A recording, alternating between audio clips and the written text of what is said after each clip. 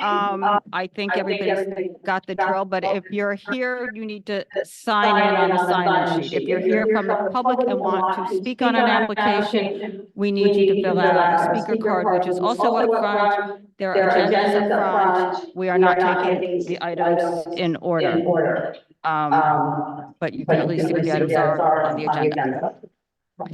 Thank you. Then, okay, I'm Donna Raftery. I'm chair of the SLA committee, and on the SLA2 committee, I have Flynn, Brian Hayes, Erica Olson, Dr. Shirley Smith, and Lois Rakoff is joining us. She's on the SLA1 committee, so she's up here tonight.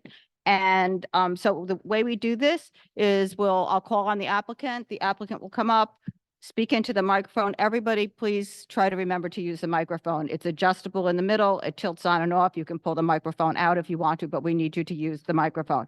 So we'll have the applicants come up. They'll present their application. Then we'll go to the committee for questions, comments. Once we're done with that, we will go to the public. If anybody's here from the public to speak on an application, you'll come up, speak to the microphone, state your name, and ask any questions or anything. We are not going to have a back and forth. The applicants and the public address the committee.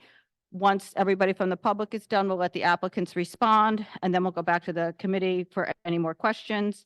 I ask that everybody speak respectfully and courteously to each other.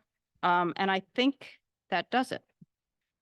So the first application we are going to call is Barbuto West LLC, doing business as Barbuto at 521 West Street, also known as 113 Horatio.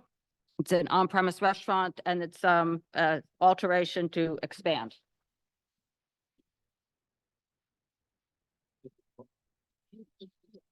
All right, it's been a while. I don't need one. You haven't changed.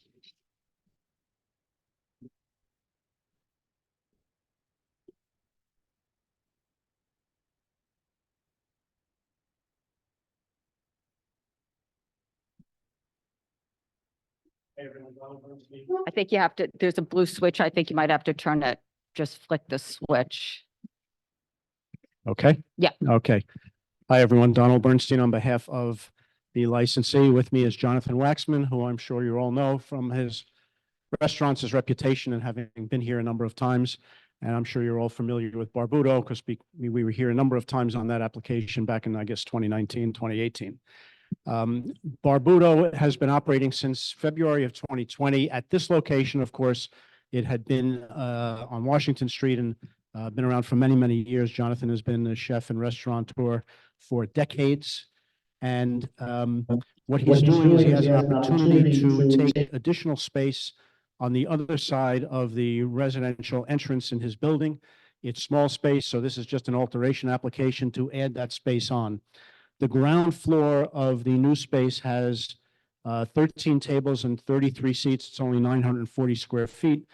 There is a cellar with 1 table and 14 seats, and the cellar will have a number of functions, not only for dining, but Jonathan is going to have some wine tasting, do some podcasts, and other programming down there, which he can tell you about. The hours are the same. There is nothing changed operationally from what Barbuto has and what you approved a number of years ago.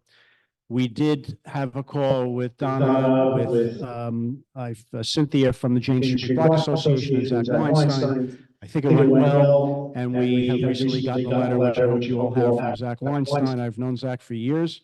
I've worked with him. He's opposed some of my applications. I don't think in all the years I've worked with him, I've seen a letter that he's written so strongly supporting an applicant, and I was very pleased to see that. I hope you've all had a chance to read it. Let me just We also got one from Jane Street Block Association in support. Yeah, I haven't seen that. I haven't seen that, but okay, glad that they support it as well. And Jonathan, maybe just let them know a little bit about what you're going to do. Thank you. And thanks for that call the other day. That was extremely helpful. And and listen, I'm a proud West Village restaurateur. And I've been there. God, we're having our 20th anniversary on Monday. It's not a real 20th anniversary because 2020 was a little dicey, but we were only open 3 weeks. But and being there for 20 years, it's it's just I have to thank my staff, but mainly it's my customers. The customers are great, and the clientele that we get down there is just really special, and they seem to appreciate what we do, and they're respectful of the neighborhood and what's going on. So we had the opportunity for my landlord to open this little space in the old laundromat. I sort of envisioned sort of a little wine bar, a little bit like you'd find in Venice, Italy. So elegant, not too fussy, but with a fantastic wine list and hopefully really good food. The basement is where I want to have almost like a winery wine cellar downstairs. So it's mainly going to be wine storage, bathrooms. We have to put an elevator in and some other things. And I want to be able to do test recipes. I want to be able to hopefully do podcasts down there, because I have a podcast that I do with Marcus Samuelson and other people. And it's sort of going to be my little playground to sort of be able to do new dishes, and hopefully I'll be able to do a new cookbook down there and things like that. And that's kind of really the gist of the restaurant. We're not going to have any sidewalk seating. We're going to keep the glass exactly the way it was. It's a beautiful little facade, by the way. It's got these cute little vertical columns on the outside and the entry. I think it's going to be, I'm excited. So I think it's going to be really fun. So the hours that you currently have, just for those that don't know, I have from 8 to 1 Sunday to Wednesday and 8 to 2 Thursday to Saturday. And with the basement closing at 12 o'clock Sunday to Wednesday and 1 a.m. Thursday to Saturday. Yes. And that will hold true Yes. for the new space as well. Music is background only. There's no DJs. There's no live music. All doors close at 10 p.m. You have the Sidewalk Cafe and seating on the loading dock, and that closes at 12 a.m. Yes. every night. And I think that's it. You are going to have 2 entries, but it's going to be basically the same DBA. It's right. Right. Same restaurant. It's not connected on the ground floor. It's connected on the cellar. Underneath. So this, on the ground floor, the spaces are separate. Okay. And just for clarity's sake, for anybody who doesn't know, I live in the neighborhood, so that's why I was on the community call. I'm not as much community board member, but as a resident that lives, I think, 2 blocks away. So I think that's it for my questions. Does anybody from the committee have anything? A packet, yes. Needing an agenda as well. Have an agenda. And also joining is Katie Bordenero on the committee and Carter Booth on the committee. Yeah, does anybody have any questions from the committee? No? Is anybody here from the public on this application? Okay, so we did get the 2 letters, one from Jane Street Block Association. It just said they supported you. I can forward that to you, and then from Zach, so. Okay, Great, thanks. I think that does it. Thank you all. Thanks. Okay, the next application, yeah, if you need to sign in or a speaker. Okay, the next application we are going to hear is Sharma and Singh Restaurant Group, doing business as Madam G Modern Indian Restaurant. If anybody's here on that application, that's you. So you don't need to, well, you just, yeah, sign in. Yeah. Yeah, you don't need to fill out a speaker card. So you're here from the public to speak on this. There's one other one here for that one too. Yeah, come over to the microphone there and run through your application. State your names and go right ahead. Hi, how are you? My name is Abhishek Sharma. I think you might have to either speak close or Yeah. raise it up a little bit. All right, my name is Abhishek Sharma and I'm from Madam G. I'm the owner of the Oh, restaurant. do you have packets? Do you have printouts of the application? It was emailed over. So do you need a copy? Okay, to you're print? supposed to be bringing like 4 copies of the application We with could you. get it printed and bring it right back if you want. Can you do that? You Okay, then do- why don't you go do that? I'll call another application Okay, and then, yeah. We need probably 3 copies of the application. 3 copies of the Yeah. application? Yep. Okay. Okay. So then the next application we are going to call is 10 Fifth Avenue Operations LLC, doing business as a pizza bar, 10 Fifth Ave. These people. on that one.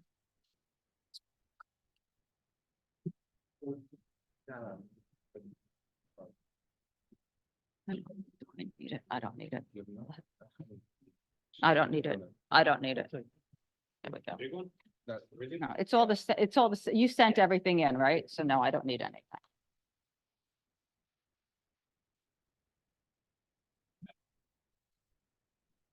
Michael Kelly representing the applicant. Introduce yourself. Andrea Pedrazzoli. I'm one of the partners of a pasta Can you, bar. yeah, Sorry about it. Andrea Pedrazzoli. I'm one of the partners of a pasta bar and now of a pizza bar. Hello, my name is Martina Fantin. I'm the manager of a pasta bar currently, and I will be manager of the new location as well. This is an on-premise liquor license application for 10 Fifth Avenue Operations LLC, located at 10 Fifth Avenue at the corner of West 8th and Fifth Avenue. The premise was formerly occupied by La Payne Cote from 2008 to its recent closure. There's been a restaurant wine license there since 2008.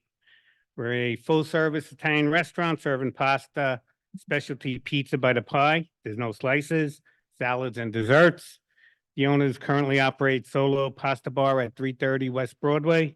They've had an OP license there since August of 2017.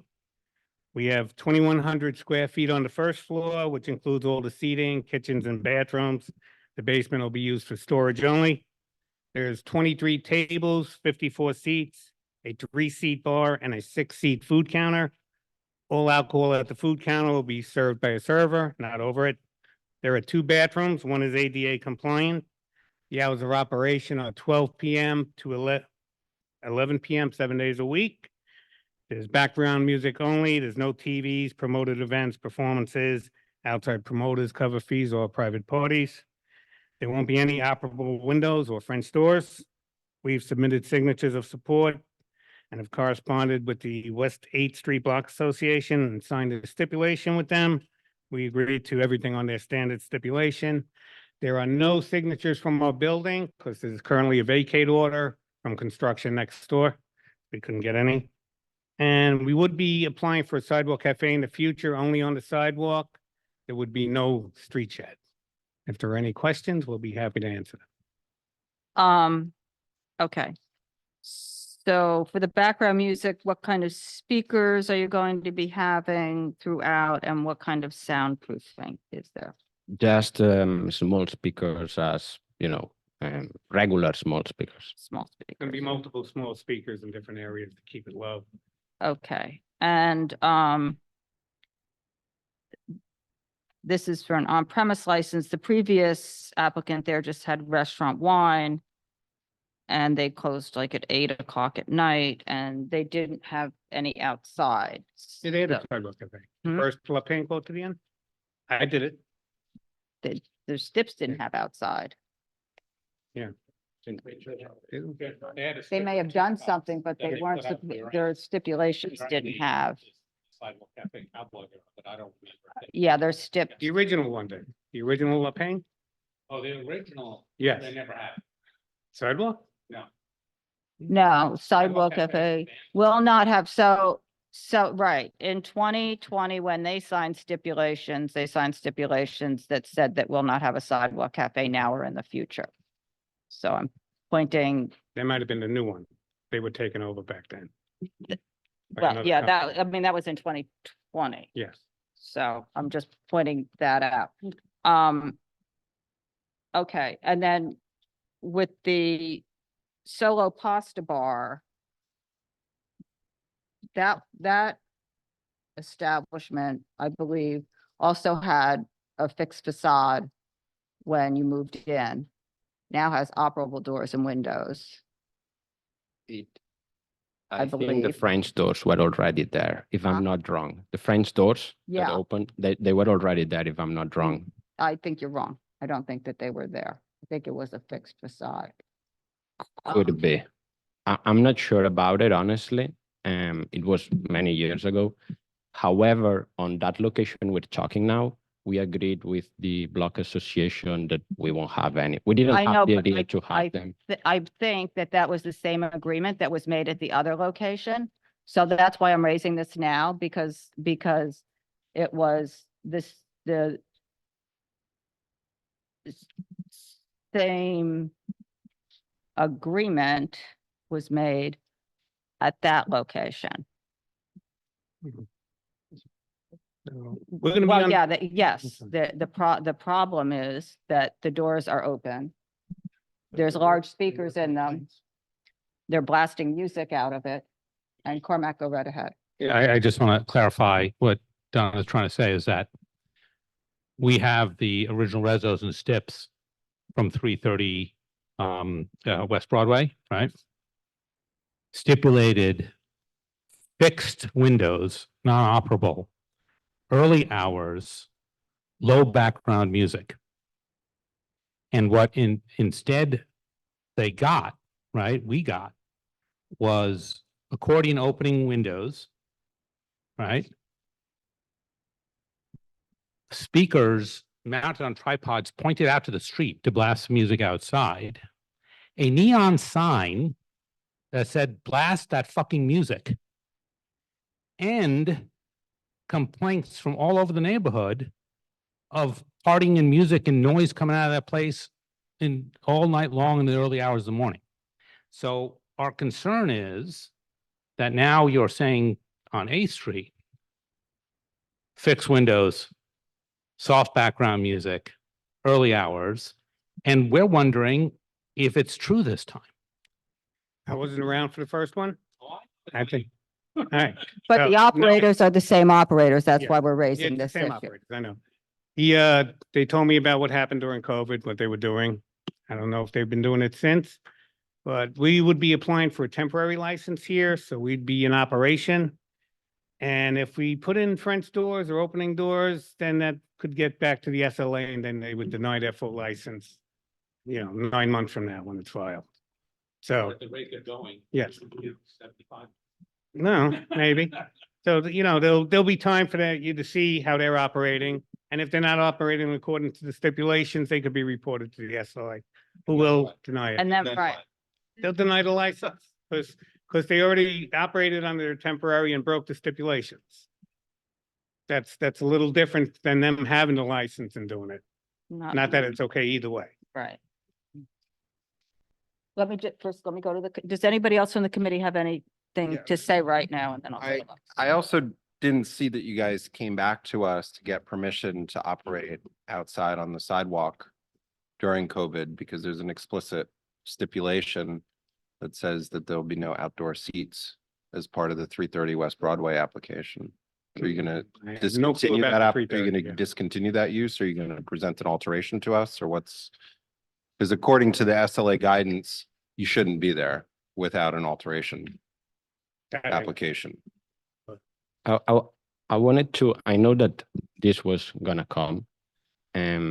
Listen, I know that we've done many mistakes. We've learned the lesson. COVID for us, and I think for everyone, was a really bad moment. We panicked. If I could go back, I would do it differently. I probably would do just pick up delivery as many others did. We did what we did, and now I cannot go back. But I've learned the lesson. I don't wanna, and this is true. I don't wanna come here every time knowing that that you think I'm a very bad operator. I like that when we open a new location, the neighbor is happy about it and enjoy what we do. I don't think since COVID, the music has been so loud as it was during COVID, because we learned about it. We had it, I don't know if you remember, we did another application for the bar to have a bar next door, a pasta bar, just after COVID. We got it denied. And from there, we understood that it is not worth it to do what we were doing during COVID. Again, it was 2 months. We are a small business. We were struggling a lot. We didn't have the help that we wanted from the landlord, which is, he's on his right of not giving us a help. And listen, we did what we could at that moment. We know it wasn't a smart choice, and we know it now. And we've learned the lesson. We're not gonna make French doors at the new location. We're not gonna have a neon saying last this F music. And we are not going to be the operator that the neighbor doesn't want us to be. So, We want to be a pizzeria doing gourmet pizza until 11. 11, the location will be closed and empty. And this is what I can tell you, that we've learned the lesson. so do you still have seating on the sidewalk on West Broadway? We did the seating during COVID. And What about this past summer? Because COVID ended. We- So this we- past summer, did you still have seating on the sidewalk? yes, And was it on the curb side of the sidewalk too? it was, we had it on the roadway. We had it on the roadway, as everyone, as many other restaurants in New York, because the new COVID regulations allowed us to have a temporary outdoor seating. Now I know new But regulations what are about coming. the seats that are next to the curb also? What do you mean exactly by next to the I curb? mean, you have your building, Mhm, you have seats, you yeah, have sidewalk, you have seats, you have road bed. no, we have the French doors. They are open on summer. Mhm. And then we have two roadway structures, one on Grand Street and another one on West Broadway. Mhm. Since the sidewalk it's pretty big and width, we have a couple tables, small tables on the Sidewalk Cafe, and then there's plenty of space to walk. And then we have the structure, the roadway structure. Sidewalk next to the structure? We do had a Sidewalk Cafe next to the French doors. And next to the other side. So you walked between the two things. Chairs, walking path, chairs, end of curb road. Okay, yeah, exactly. So we had the So all sidewalk. those chairs that were by the curb were Okay. not supposed to be there. You weren't supposed to have anything outside this past summer, to Carter's point, without filing an alteration application with us. That guidance came out in 2022. So anything that happened since the summer of 2022 outside, you weren't supposed to have because you had stipulations that said no outside. So I'm okay. just, there's a lot wrong with this that makes me, leery of an on-premise license till 11 o'clock at night with residents upstairs above you, based on what I see happening here, not just when you came to us for the alteration, but based on what happened this past summer, which is 2 years after you came to us for the alteration. So that's my concern. And that you want to add outdoor seating at this location that never had it is an additional concern for me. So, And frankly, that intersection where you're currently located, not the new location, is the subject of every single community council meeting at the first precinct.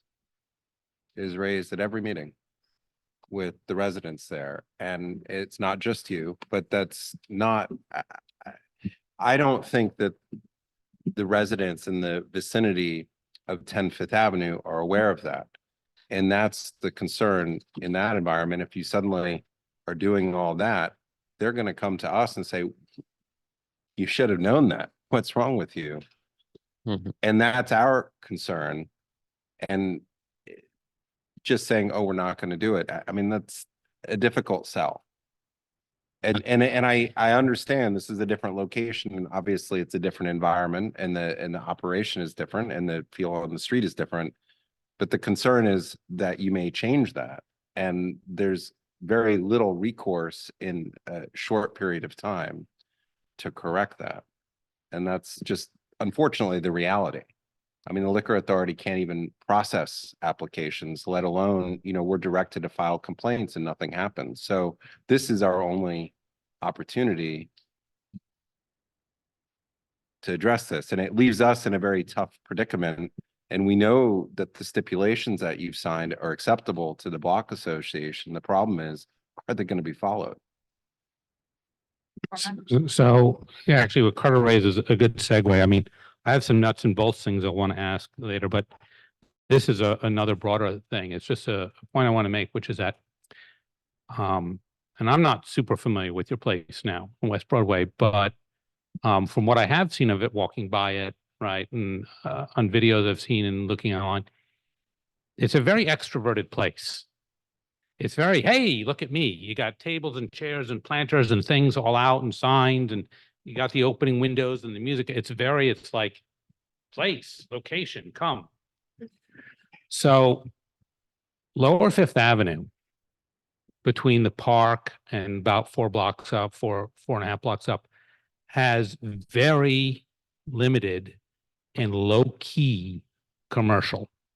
It is this oasis of residential calm in the village, to the extent where it's written up in tourist books and urbanism studies for that, right? And even though I know what you're proposing, by the way, you know, 11 o'clock is, you know, in Liquorland, you know, things quite tame, right? You know, the hours, but that location never had, except for the beer and wine at LPQ, never had a license for it. Was never food and drink before that. And LPQ, even though they had the license that went to 8, I think they actually came to us for 7, and we told them to take it to 8. They closed by 5. I mean, I know, because I went there so many times and found that they were closed and I couldn't eat. So, you know, so the reality for the people who live there, and the reality of the impact on the neighborhood is that it is larger, right? I'm not saying it's illegal or whatever, you know, it's just large. So that's one of the things we're concerned about, is because the maximum that space can take is a discrete, quiet, introverted kind of a place, right? Low key, calm, quiet. And I'm looking at the other place, and that's not what that is. And so that's why I'm asking what this business model is in some specificity. So, Should I go? Yes, neighbor is completely different. Soho than Greenwich Village. 100% agree. And in fact, we don't want to replicate exactly the same concept that we have in Soho. First of all, because I don't think it would work. We want to have, I don't know if you know Claudette, I don't know if you know Osteria 57. We want to have that kind of being a neighbor restaurant, and not being, as you were saying very well, a location that you come from anywhere from New York to a pasta bar. Instead, just being a neighbor restaurant. Pizza also is a product that is, you know, it is a lot more from the neighbor. Everyone goes to the pizzeria that has in the neighbor, because you know it very well, because it is, you know, very close from where you are, from where you live. So we don't want to replicate a pasta bar on that location. We didn't go to the block association for 1 o'clock. We went straight with 11 p.m. closing, because I think this is going to be a completely different type of place. I talked to them about the area they're in. They did ask me to ask the block association about putting some French stores in. Was told flat out no, and they agreed to it right away. There was no going back and forth on it. I think they're trying to open up something different, something a little more mature. I think they get the meaning of what the area is. That's great. Let me ask you on the community outreach. I know you spoke to the West 8th Street Block Association, which is great. I love this, STIPs and everything. I had some questions about them. Do you talk to the Lower Fifth Block Association at all, or reach out to them? The Fifth Avenue. Do you notify them? Okay. CBBA, no answer. The 2/5 and the 1/5 and the Brevoort West. Greenwich Village Yeah. Block Association. Okay. So just so you know, and so you know, if you go through and this opens, right?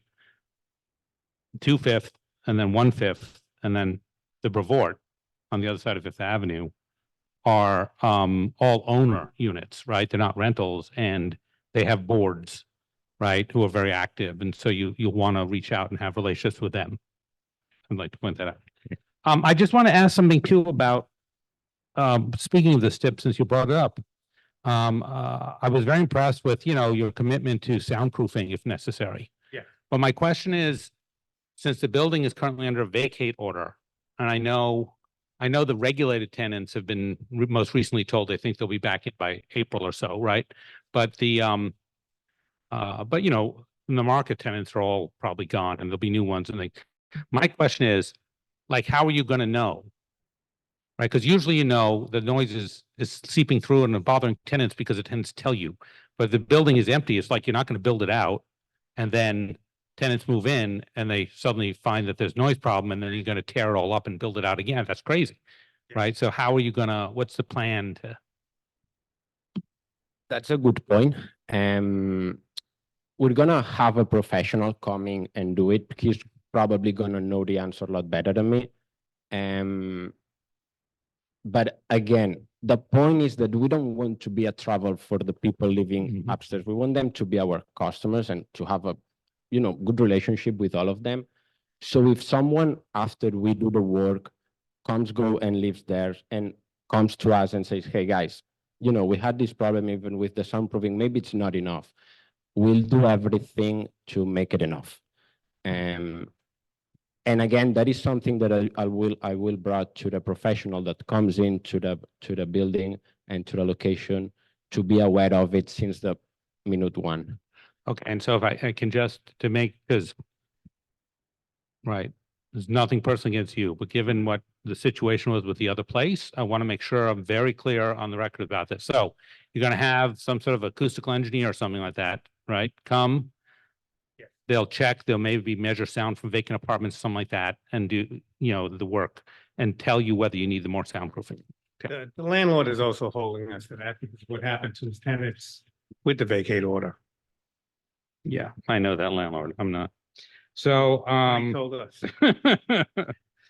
okay, and to clarify what you were saying on the application, the only facade changes that you'll be seeking, right, are signage, Right.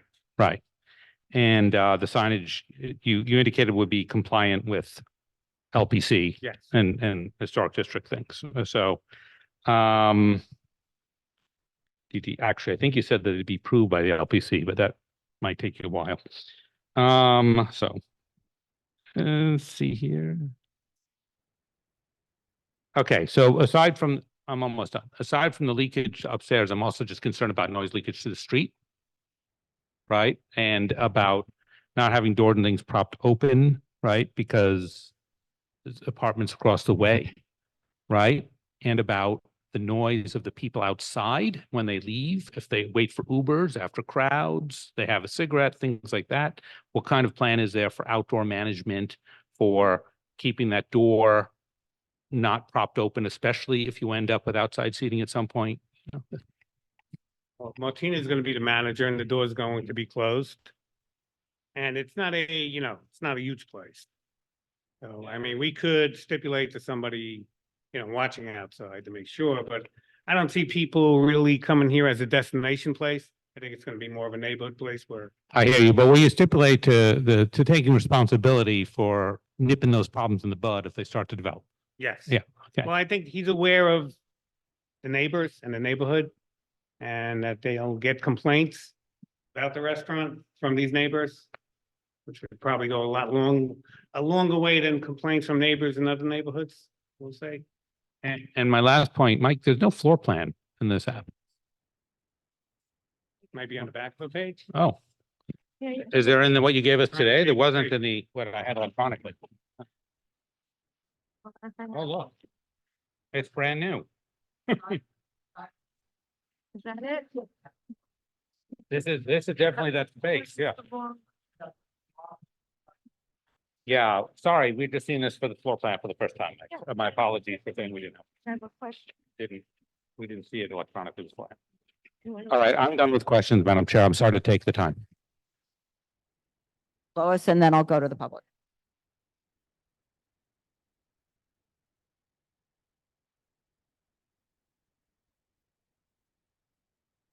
Yes. Yes, it will be an open kitchen. It is not gonna be as the one in Soho, that it's an Iceland kitchen in the middle of the restaurant. It is gonna be open, but because there is a wall that doesn't allow you to see right now on the location, the kitchen, but we're gonna get rid of that wall so you can see how we do the pizza on the chef's counter.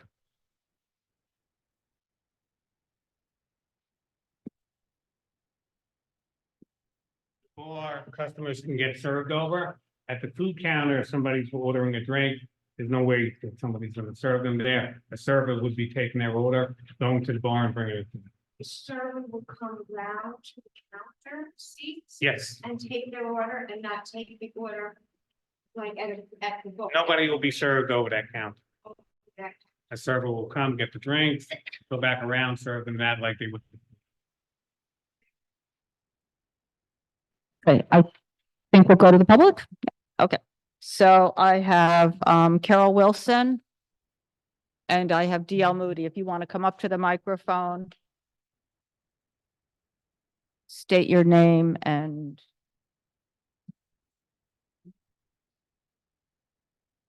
This one, what is your name? I need the speaker. There we go. Okay, great. Okay, go ahead. Hi, I'm Carol Wilson, President of the West State Street Block Association. And as you've seen, we signed stipulations.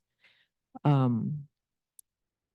I have to say, listening to the talking tonight, it's a little disturbing to hear that these applicants signed the similar stipulations for their location in Soho, but seem to have broken a lot of the stipulations. So that being said, I'm getting a little nervous about it.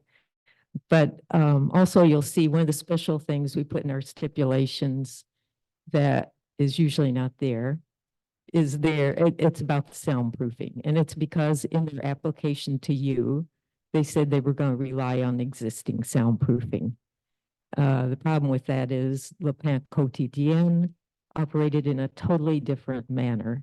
They didn't play music and they closed early, as you said, usually by 7 o'clock. So we just want to be sure that they do this, what they said they'll do. Okay, Great, thank you.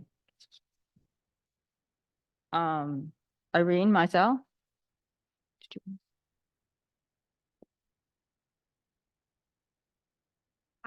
I'm just wondering, the vacate order was mentioned, and I'm wondering, is the building going to be safe? When is it going to be safe? And is it just for commercial use, or the tenant is going to be safe for everybody? I can't answer that. There, yeah, I mean, it takes so long to get a liquor license that they're here for that.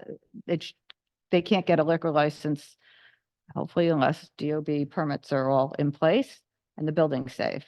So it's been determined that the building is going to be fixed, because I haven't seen any work done on it since it was. I can't answer that. Okay. I can't answer that. Okay. I mean, I will say, I'm on the board of the Village Alliance as well, and what I have heard, now this is not firsthand from the landlord, but secondhand, is that they have been working on it, correcting the structural. The work has been inside, which is why I don't see it on the outside, and they expect it to be ready for move-in by this spring. Now, do I know that that's true and not just the typical contractor saying, yeah, 2 weeks? I don't know, Okay. right? But I will say, I mean, they can't move in until it's structurally sound either. So Right. Yeah. Okay. What's your name? my name's Cormac Flynn. Okay, great. And If I want I'll give to, you my number if you like or whatever. So, okay, I just contacted the Village Lines. Okay, great. Thank you so much. I'll Thank you. give him, I'll let him have your email. Okay. Okay. Thank you. Okay, DL Moody, did you want to speak? No, okay, great. Anybody from, do you have anything to add? Yeah, go ahead. Hey, it's just look in the floor plan. What happened to the existing bathrooms? This floor plan seems a little smaller than Le Pain Quotidien's. It didn't have little. There's one bathroom that we plan to move on Le Pain Quotidien was having a bathroom where we have the bar. Oh, okay. Now we move it No, I see them. next to the other one. No, I see them here. It's great. I thought there was more space over here, but okay. Thank you. Okay, does anybody else? What, yeah. So. Yeah, just a minute, just let me finish this application, I'll call you back up. Okay, so I just want to ask about the sidewalk seating. Do you want to not have that? Is there any? Well, there's nothing, no, they say they are having it in the future, so. But we're, right now is when we're judging the public interest of this, and if they come back for that, we've already made that decision, and this is part of the public interest of how much seating is outside. I would say that if not having I know the situation and I agree with many things that you're saying today, and I understand them. If not having the Sidewalk Cafe and not applying for it ever, it is gonna help us have the opportunity to show you, listen, we don't want to do the same thing that we have in Soho, and we don't want to operate that place as we did in Soho during COVID. If that helps us having that chance, we want to apply for it. And we can have that also on the agreement with the block association if you need, or we can, make it official. Okay. So can you just explain, I mean, this is a good question. I was just looking back at some correspondence when the incident at this building happened. Some of the beams got pulled out of the wall, when the building leaned over.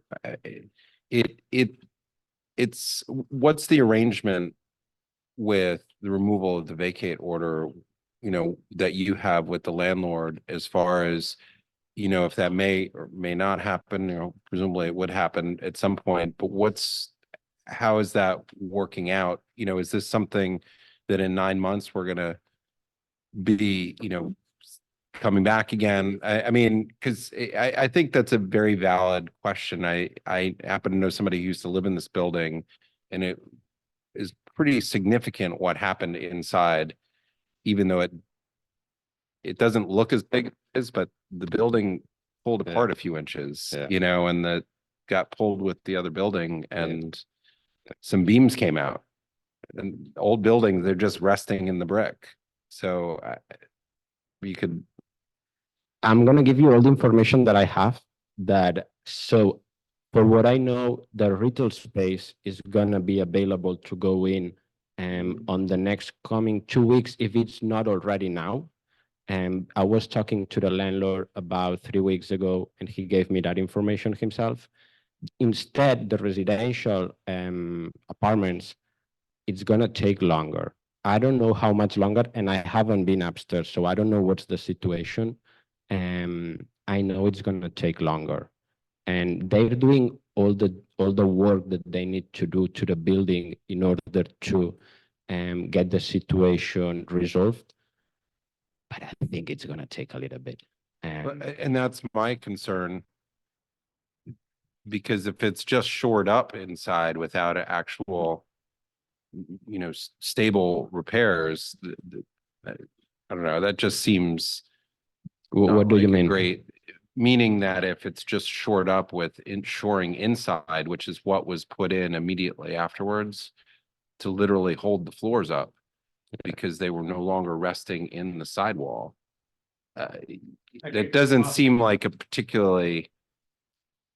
I gotta believe the Department of Buildings would be coming there to inspect to make sure the building's sound before they lift any vacate orders, especially if people are living in there or people are eating in a restaurant on the first floor. That may be. I mean, we would think they do the same thing when they're excavating at 14 Fifth. I mean, that's the concern, so. I'm worried about the contractor with the 2 weeks. Does anybody have anything else on the? No. Okay, thank you. Thank you. Yep.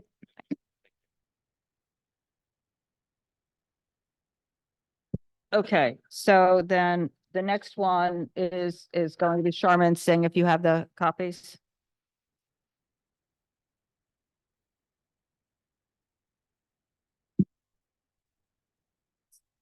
Okay, so see, I think down here we'll want one. Down here we'll want one. Or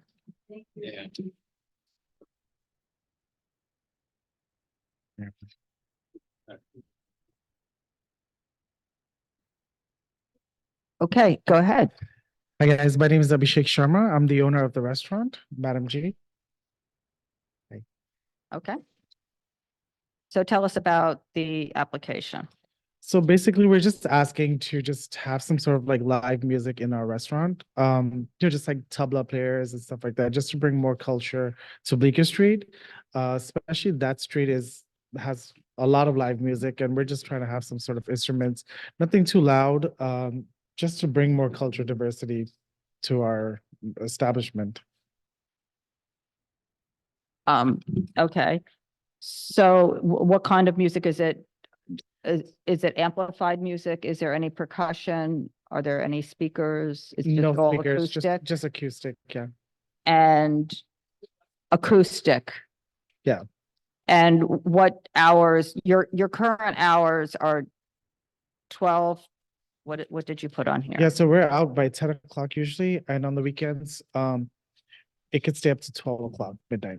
So it's 12 to 12 and Only on 12 Friday. to 10, and then Friday and Saturday, it's 12 to 12. Yeah.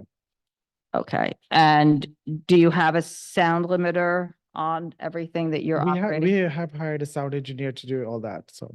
Okay, so when you came in 2015, there was supposed to be a sound limiter. That was part of the stipulations you signed in 2015 So there is to a- put a sound limiter Yeah. on, to have a sound engineer in, Yes. to have it all tested with everybody. So Right. you've done that? Yes, we've done that in 2015, so we redid it again this year.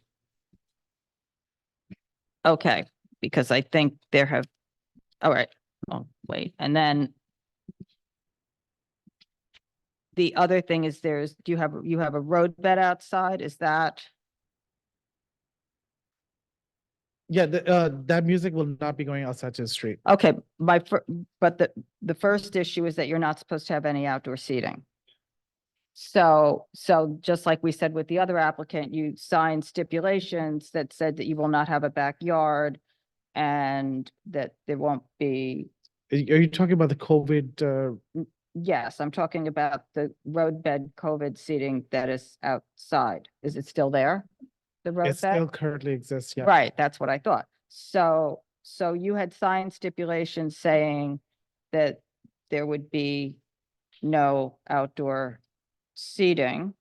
But that was There will during be no, there 2015. will be no sidewalk cafe, no outdoor benches, no backyard or anything. And then the liquor authority in 2022 said that anybody who had stipulations against saying they had no outdoor seating had to file a municipal expansion and notify the community board to have outdoor seating. So technically, you're operating illegally if you're serving alcohol in that roadbed. You can have the roadbed. The liquor authority doesn't control the roadbed, but it does control the service of alcohol out there. So you're not supposed to be serving any alcohol out there. Okay. And now we have a permanent program, really, that roadbed should be gone. I mean, that was part of the stipulations you signed with the community, that there would be no outdoor seating. Right. So is that roadbed going to go away, and is there going to be no outdoor seating? I mean, we could eliminate it. We will try to eliminate it as soon as possible. I don't know what my partners and I are going to decide. Yeah. I mean, to just Yeah. speed up the conversation, you won't be allowed to have it under the rules in the road because you have a no standing nighttime Okay, yeah, so regulations. if that's the case, then. So, if- no, but I think, this is one part of this, but one of the things, have you talked to your upstairs neighbors? This is a residential building, correct? Yeah. That's one of the important parts. We did community for this. outreach. But for all- in the building, Yeah. there's no signature from anybody in the building. Is a, And then on top of that, there are also concerns that you're operating with private parties outside that were really loud during COVID. And so those two things are the issues, I think, is the response to that. And then my concern is lack of discussion with the neighbors, because you've already done loud stuff. Obviously, times were tough or whatever, but that were invasive into the quality of life of the people in the area. And what I would concerned about is if you've got really loud stuff going inside on this residential building, sound limiters aren't going to make a difference if you have acoustic live music or have drums, et cetera, that's not amplified. So, Right. So, but I mean, I don't think our space is big enough to even have those type of, okay, but yeah. yeah, Into the microphone, because they can't hear you. Yeah. but so So- that's what I was just saying, Right. talk to anybody in the building. We spoke to our neighbors, Andy and we've spoken to them. They had no issues with that. because- Andy, I mean, yeah. he runs a bar that's one of the loudest bars on I Bleecker know, Street, but across we- the street, wrong person to talk to. Right, but we're speaking to our neighbors and everything, and again, it's not something that we're doing every night.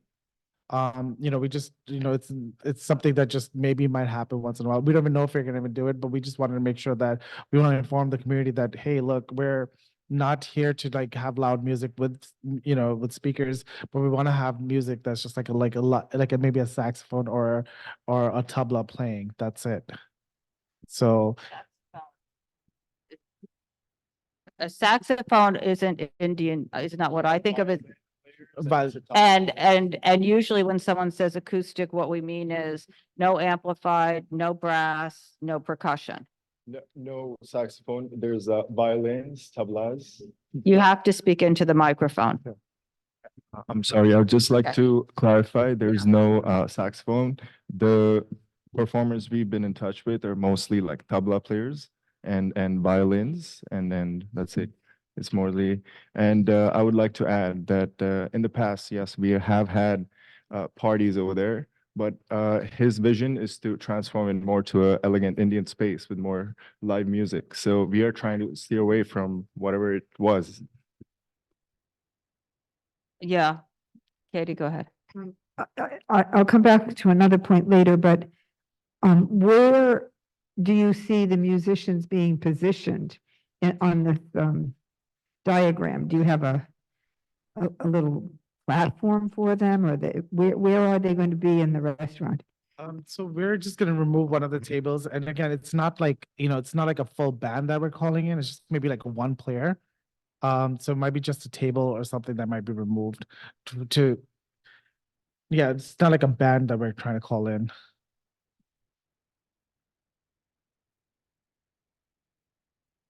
More? Do you have any more questions? Yeah, just like mean, that's like a sitar or something. Good. Okay, go ahead, Cormac. Just use the microphone, please. Yeah, so the first thing is I just to let the applicant know, and also for our records, and like their application says they're not in a historic district. But city planning says they are in fact in the South Village Historic District. So, and the thing I wanted to ask you about is, and I apologize if it's already come up and I was distracted for a minute, but you get a lot of noise complaints. It surprised me, and recent ones, like, in the fall, like late 2023, like when we looked at 311, there are a lot of noise complaints about your place. What is that about?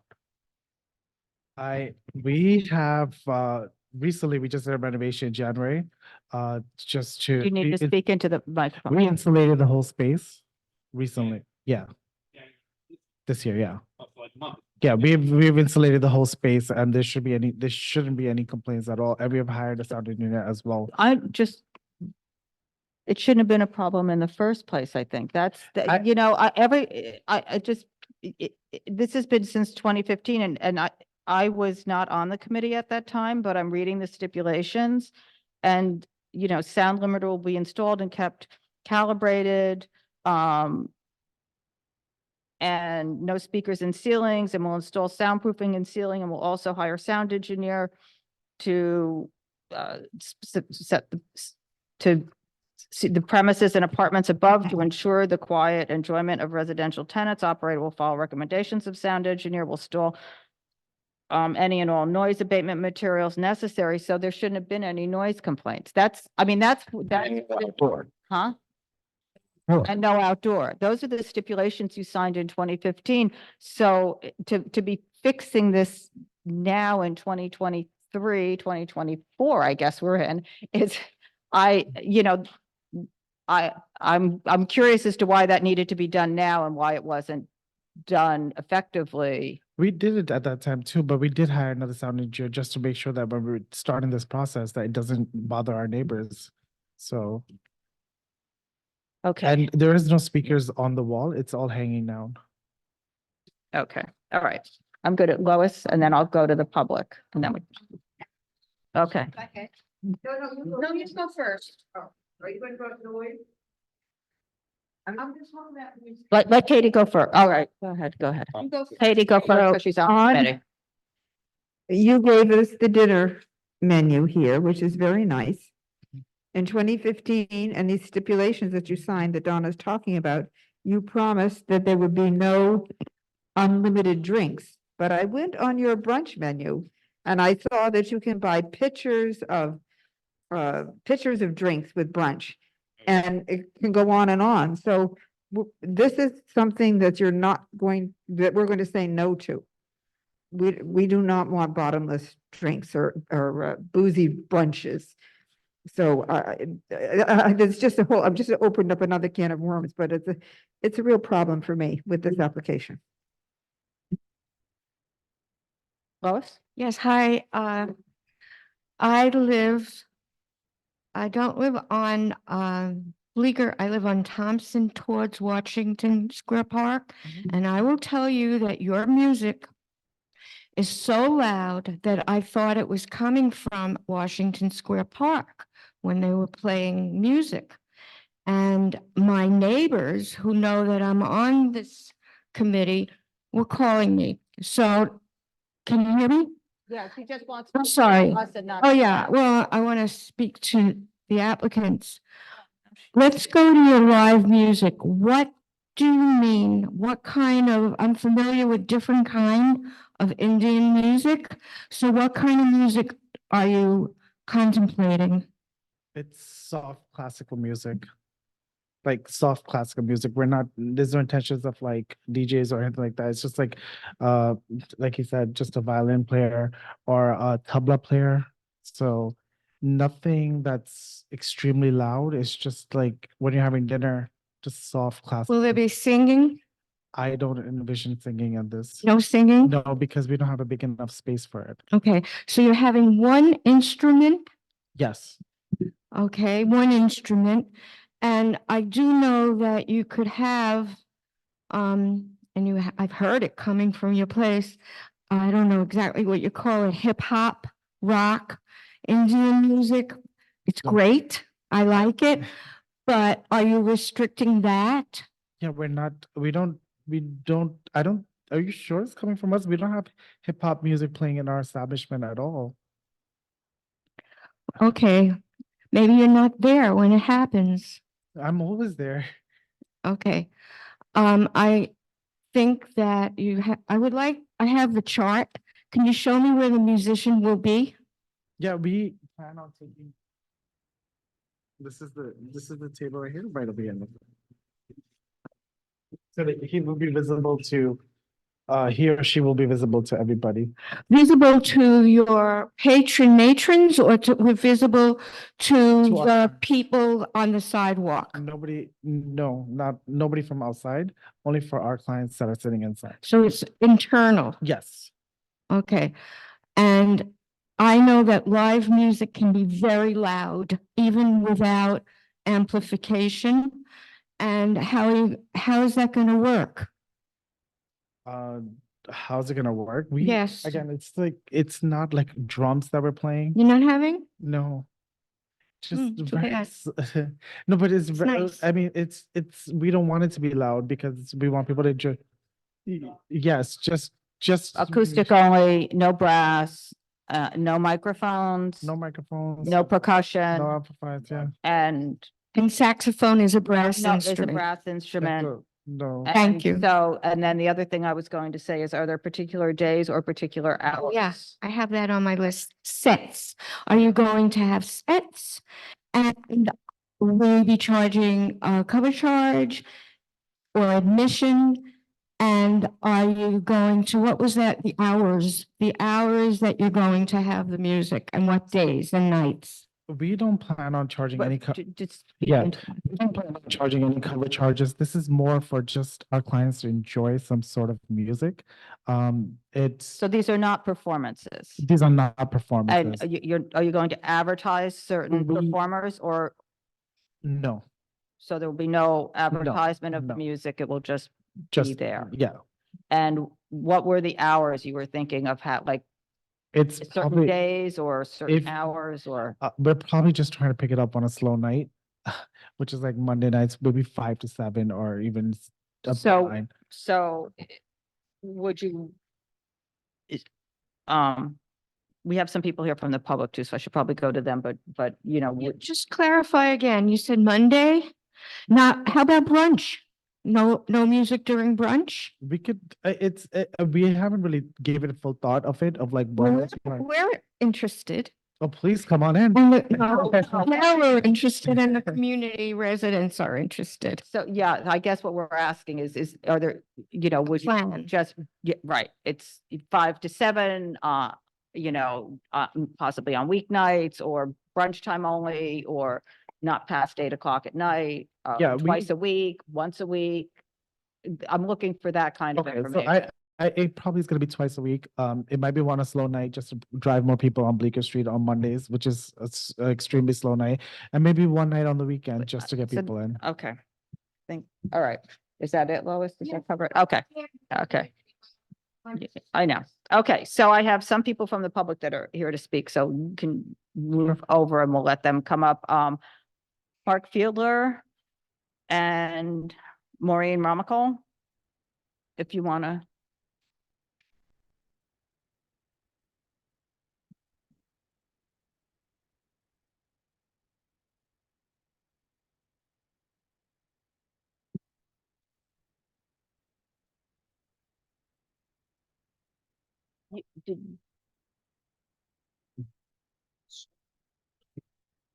Hi, I'm Mark Fiedler, the resident chair of BAMRA, the Bleecker Area Merchants and And Residents. direct your commentary to us. Yes, the Bleecker Area Residents and Merchants Association. Our executive board, we do not have time to hear this in a general membership meeting. Our executive. You're the puppet, yeah.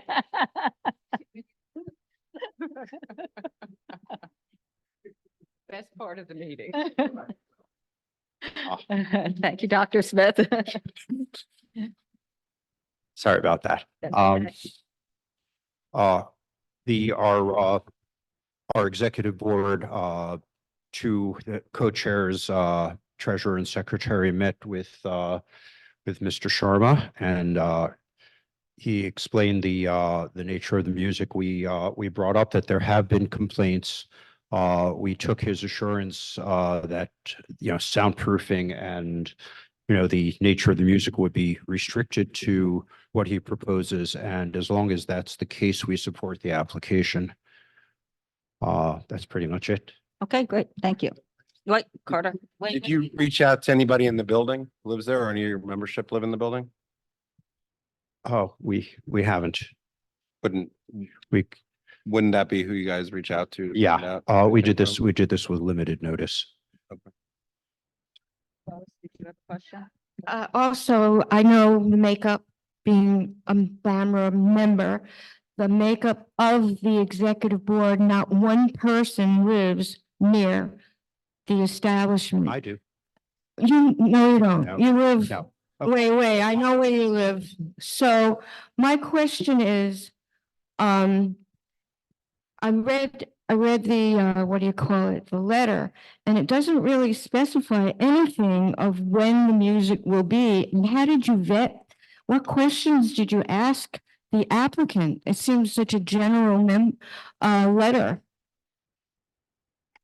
I guess I will admit that we were not very thorough. Sorry. Okay, okay. All right. Maureen? I live across the street from this restaurant. I have a USB drive. If any of you want to plug it in, you can watch one of 7 videos that I have of their music. One of them that goes past midnight. They leave their doors and their windows open. People are dancing on the streets. The bottomless drinking, I have seen ambulances have to take people away from there on the weekends. I have lived in Greenwich Village since 1978 on Thompson between Bleecker and Houston for the first 2 years, and since 1980 on that block.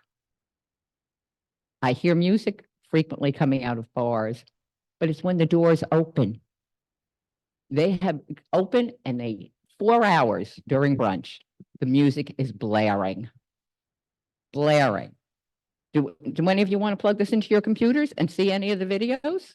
I don't think I I would have emailed them, but they're too big. You can't, you know, there are a lot of megabytes. I don't have a USB plug. That's my problem.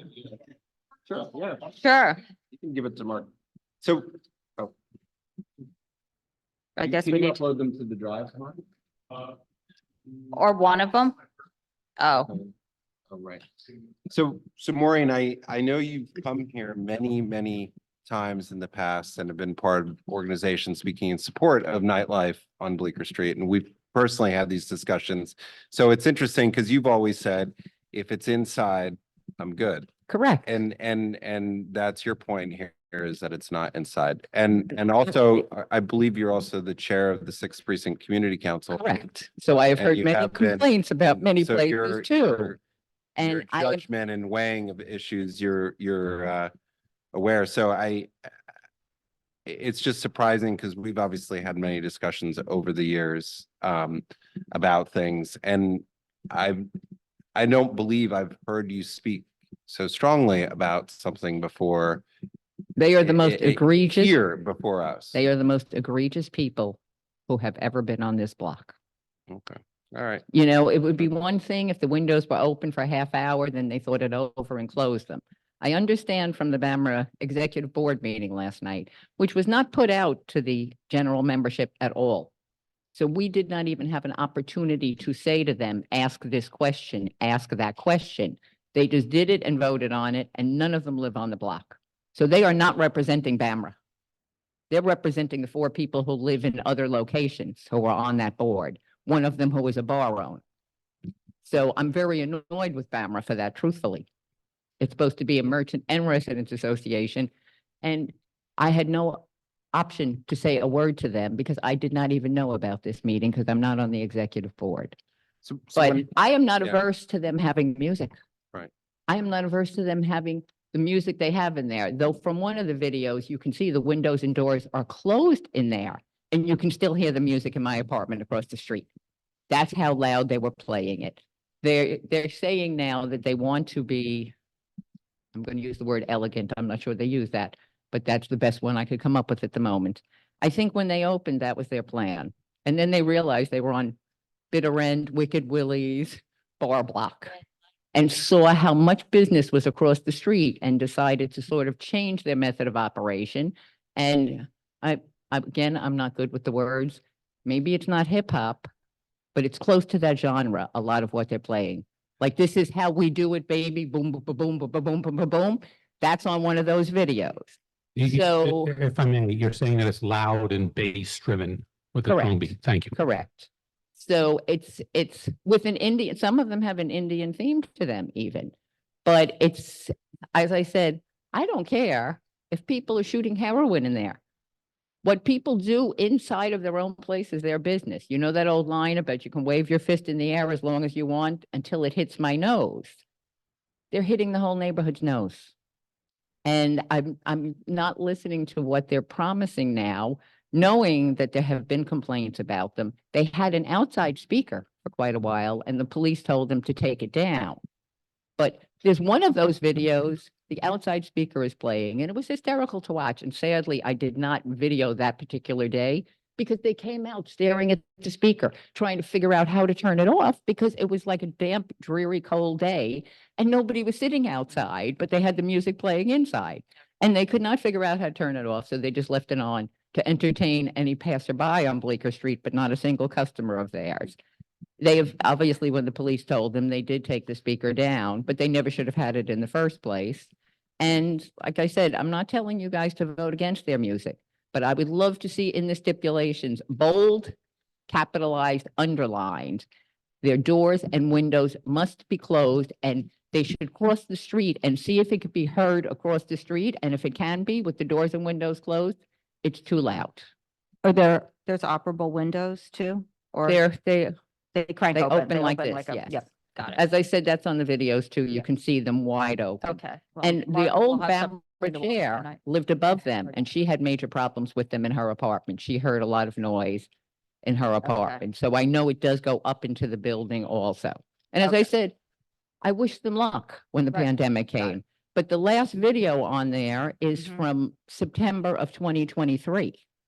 Yeah. So we're not talking pandemic anymore. Right, no, I got it. So as I said, I'm not against them having music, but You don't want do to it hear it. politely and do not disturb anybody. Your customers should be the only people who are hearing the music. Okay, Thank you. thank you. And that's, that's okay. You know what I'll do? I'll send you, I have your email. I will send you a link to a folder that you can drop it into, Okay. and then we'll get it. It won't be tonight, but we'll at least have it. I sprained my ankle recently, so I haven't had the chance. Otherwise, I would have walked to the community board. It's okay. This. It's okay. steps. It's okay. the steps. Okay. If you were in a ground floor place with no Right. steps, I would have felt much better about coming tonight. Sorry, There's an elevator. there's an elevator. No, it's closed. Don't take the elevator. Okay. Okay, so thank you for coming. Okay. Yeah, in response to that, D- in response to that, our speakers are completely out. We have dropped out speakers that do not even go up. We have a sound engineer in place. We have no intentions of doing any of this. That's why we're trying to go for music that's live and not like loud. So and no parties at all.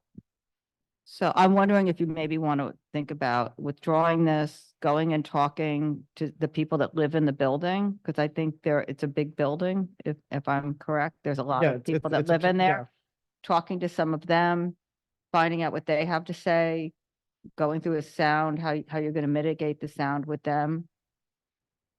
I'm putting that, seeing if that's something you want to consider doing. Sure. I mean, like I said, this is not a major, like this is something that we wanted to bring in so that just for diversity purposes in our restaurant. But, if you feel like that we need to do that, we would definitely do that. I think it would be a wise idea to withdraw it. Sure. And go talk to people and come back after you've spoken to people that live in that. And Donna, could I just add one thing? Go ahead. You keep saying you have a sound engineer. If you can tell us his name, give us his credentials, anything Yes. official, that would be He- go ways. It's called Sound Control and his name is Dan. And I could, if you want, I can have my attorney Yeah, email. you need to put it in writing so that Yes. we have it. I could have my attorney email that over to the community. What I think you should do is have him talk with your neighbors and do some sound tests and everything Yes. else with this before you come back to us. So, Sure, and I'll come back with some more proofs and. stuff right, like that, because it so- sounds like this has been really problematic for a number of people for a number of years. Right, and we're trying to change that. I know, but and I appreciate that, and that would be great. I think everybody would be thrilled if you changed it so that Right. it's not a problem for everybody, and so you can do what you want to do Again, we've been inside, and able- nobody's hearing it outside. But I think, I'm just speaking for myself. I'm not speaking for the committee right now, but I would feel much better with this if you had a positive track record before before I consider adding more to this, when what I'm hearing is not a positive track record. And to Katie's point, we don't have the name of the sound engineer. We have no idea what you're putting in there to control the sound or anything else. So, I can provide that information okay, to you. great. Sure. No, No. no, I'm sorry, but no. You- Don't- No, when I, no. You,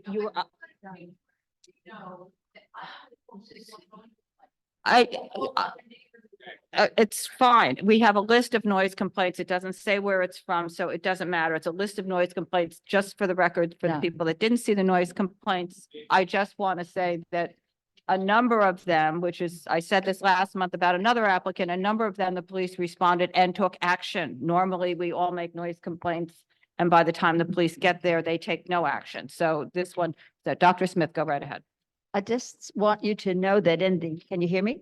Yes, I can hear Okay, you. in the application, you don't mention in the menu that you do the the bottomless brunches, but it is on the website.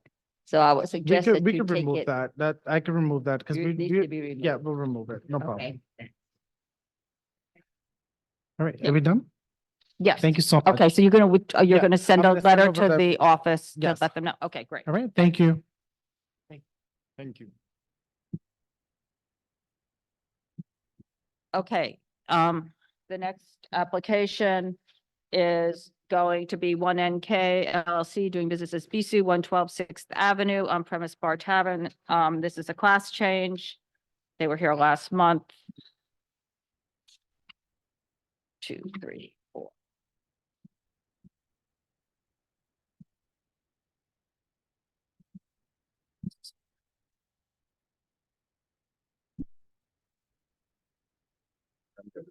I think I'm good, Chad. There's nothing new in there, right? Right, and which I have.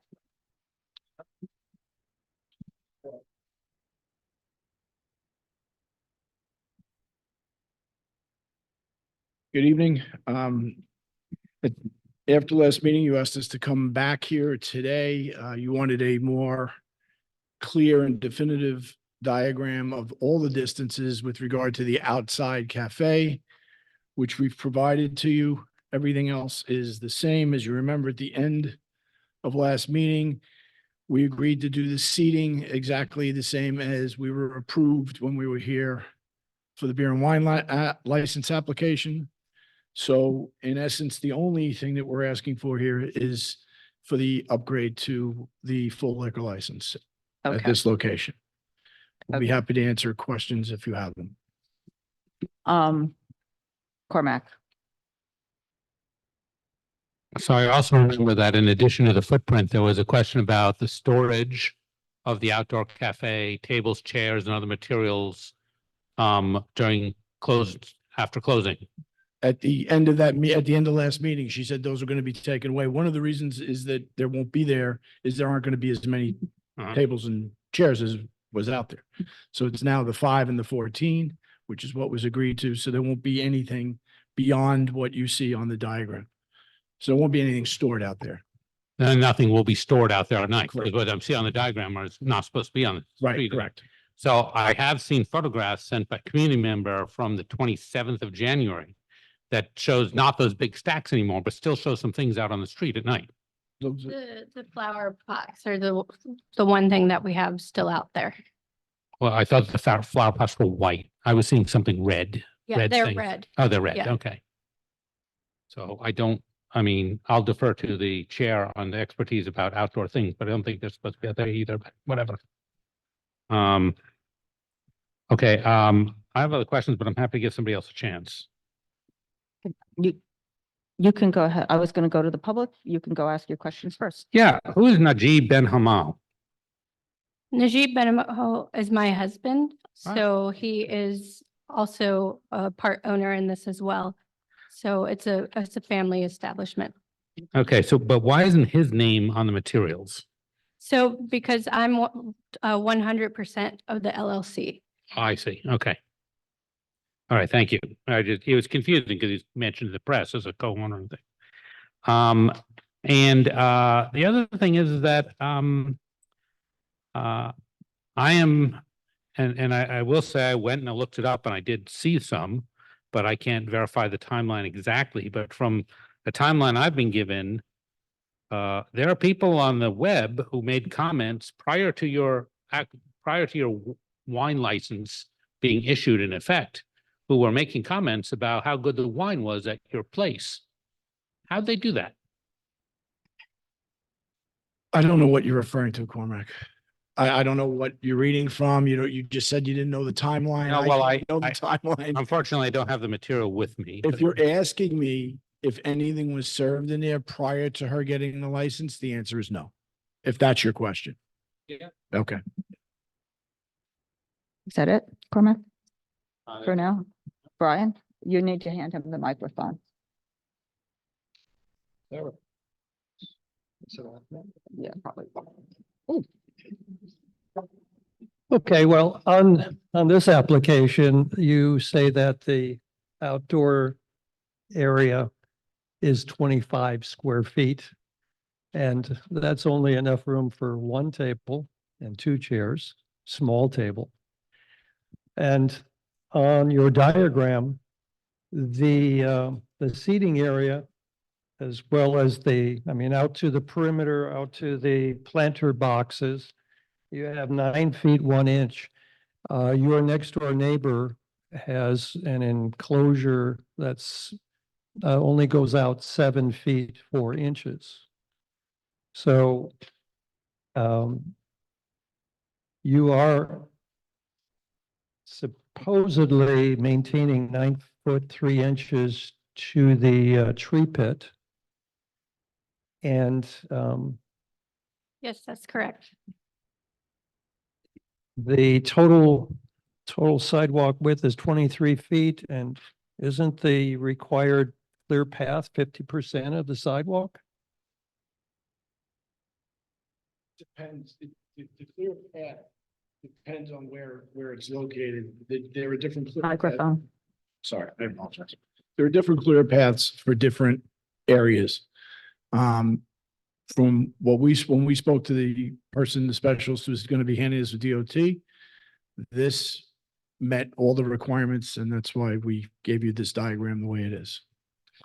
So clear path is different. Some places it may be half, some places it may be that there's 5 feet of clear path between. It's different in different areas. You say you consulted DOT? We spoke to a consultant who specializes in this DOT and the applications, yeah. Is that the new? The new guidelines that came out about a week ago, that yes. they just published? Mhm. Okay. Okay. I don't think it's accurate, but all right. I'm gonna go to the public.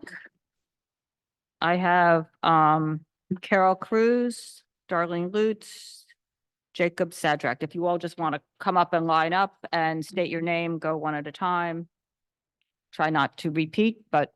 Good evening. My name is Carol Cruz. And just speak right up to the microphone. Go Should ahead. Yeah, continue. So I live a block away from Bizu, and I'm here to read my testimony, which I have also submitted for your files. And this is about a very unsettling experience that I had over the summer, last summer with the Bizu owners. Carol Cruz. Yeah, you have to either Yeah, put closer? that down. Yeah, or Okay. tilt it, yeah.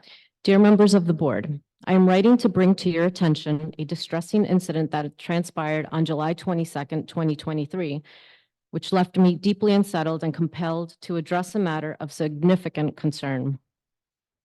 While dining at the outdoor seating area adjacent to Bizu, which is Lupez, my husband and I encountered an unsettling ordeal involving Mr. Najib Benamu. Despite the designated smoke-free environment mandated by New York City regulations, Mr. Benamu proceeded to smoke in close proximity to our table, disregarding not only our rights, but also the well-being of other patrons. Upon kindly requesting Mr. Benamu to relocate to a designated smoking area or the curb, I was met with dismissiveness and defiance. Despite 2 separate requests, he persisted in his disruptive behavior, demonstrating a blatant disregard for the established norms of civility and respect within our public spaces.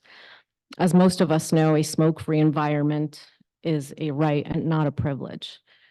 What followed was a distressing escalation of events as Mr. Benamu's demeanor shifted from mere noncompliance to outright aggression and intimidation. His refusal to adhere to basic decorum culminated in a disturbing display of verbal abuse directed towards both myself and my husband.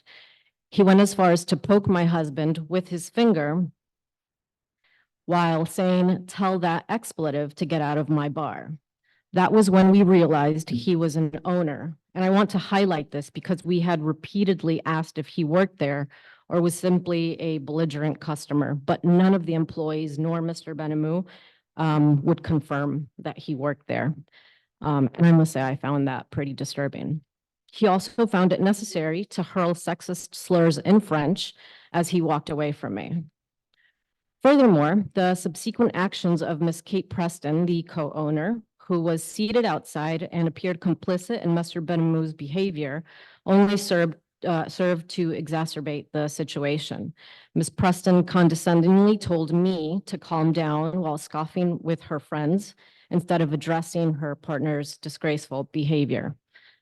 Their failure to intervene or acknowledge the severity of the situation reflects poorly on the management practices and workplace culture fostered at BZoo. And in light of these troubling events, I am deeply concerned about the implications of granting BZoo a full liquor license and also expanding their outdoor seating. Such privileges should be reserved for establishments that prioritize the safety and well-being of their patrons above all else. And it is my sincere hope that you will carefully consider the ramifications of condoning such behavior and take appropriate action to ensure that incidents of this nature are not repeated in the future. Thank you so much for your time. Thank you. And we did get your testimony too. Go ahead. So, yeah, I'm Jacob Sadrak, and yeah, the situation was like that, very Wait, can you uncomfortable. just start? Yes. Jacob Starting again. Sadrak, and yeah, the situation was like that. It's very hard for me to come by here and then explain what happened, but yeah, I think it's important for you guys to know because I want to support my community. I've been living in the area for 15 years, and it's a very toxic situation to have a places like that around and the management like don't doing nothing about it. So just like that. Okay. Thank you.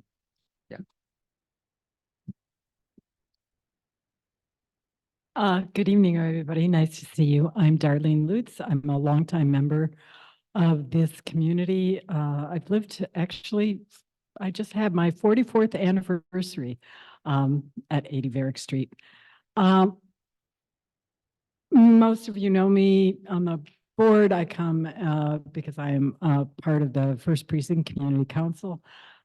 So you see me a lot doing my work with the community and with the precinct to kind of, get more communication between our law enforcement and our community. In respect to this business, I did send in a letter.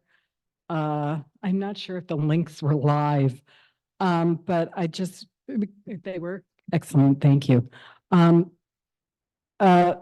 In the respect to BZoo, I don't have any problem with them continuing to operate under the license that they already have. I think this is very premature because they're untested to go from wine to hard alcohol, which does change the crowd, the energy and the level of drunkenness. There have been issues. This license was only issued in May of 2023. So they really have only been operating for 7-8 months.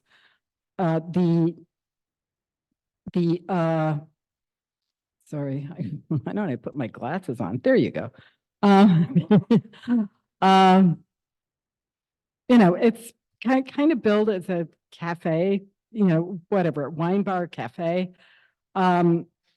I understand now that they want a full liquor license, but they want to reduce daytime hours. They're looking only for 5 p.m.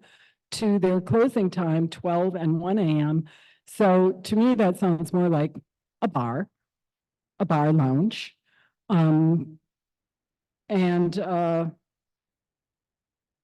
That it doesn't really focus on any food element, which is a shame because we sure could use it in the neighborhood. There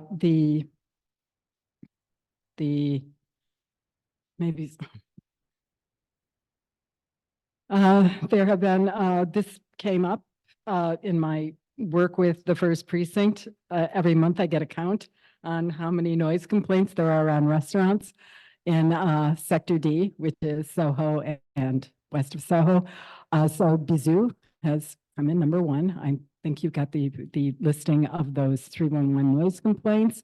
Little Prince was number 2 in case you wanted to know. But it's winter out. That's coming into the interior of the building. I don't know if anybody else is anybody is here. I doubt it, from those 2 tenement buildings that it sits under. It's difficult for people to, complain, when you've got boom, boom coming in through your home. So, to recap, because I did do recap, right? They've only been open for a very short time, less than 8 months. The current license for a cafe meeting house, yes, the hours 9 a.m. to 9 a.m. 7 days a week. Now they want to do 5 p.m. 7 days a week, opening hours, which doesn't say cafe to me. The overcapacity sidewalk cafe seating, I'm sure, I don't know if you got all my videos. I included those. That was over the top this summer. There was there were sometimes 40 people out there, in 14 seats. So it was always over capacity. They were stipulated for 5 tables, 14 chairs. And, they were ignoring closing the sidewalk seating at 11 p.m. I also have that on video. Okay. So that's pretty closing, like I said. Cormac, do you have a question? Yeah. Yes, could you speak to the Yelp review issue about the wine? Well, being a Yelp aficionado, I learned on a previous premise, I was really invested in watching how the reviews and how Yelp worked. And so I did submit that.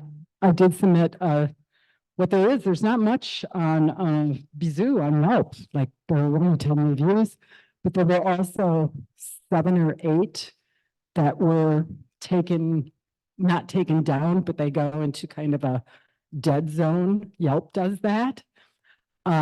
Those were in March, and they were all 5-star.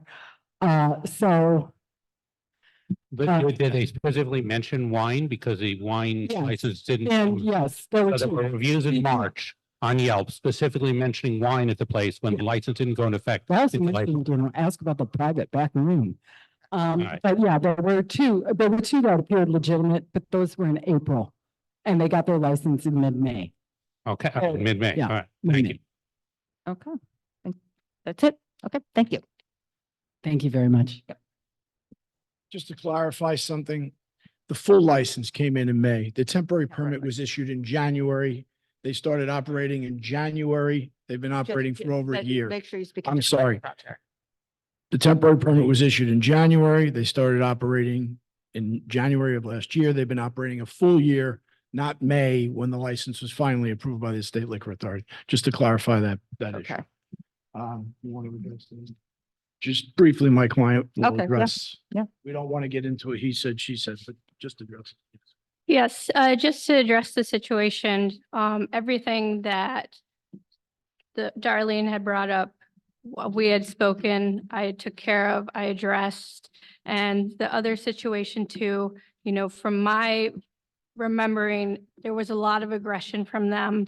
I was met with a lot of aggression, but it also was in July. This was an incident that happened. It was an isolated incident, and I have not spoken to them since. So I can't really say, like he said, this is kind of a he said, she said situation, and there's not much else I can say about it. Okay, do you want to address the noise complaints? Because that we Yeah. do have, and there's quite a few of them and ongoing up until just as recently as a couple weeks ago with the police taking action. Again, like I said earlier, that's not that common. So why don't, So there was a little bit of an incident with a girl upstairs that had, unfortunately, I don't want to put it in these terms, but she had a crush on one of our bartenders and took action on it because of that. But because of the situation, regardless of when they started calling on us, I hired a sound engineer.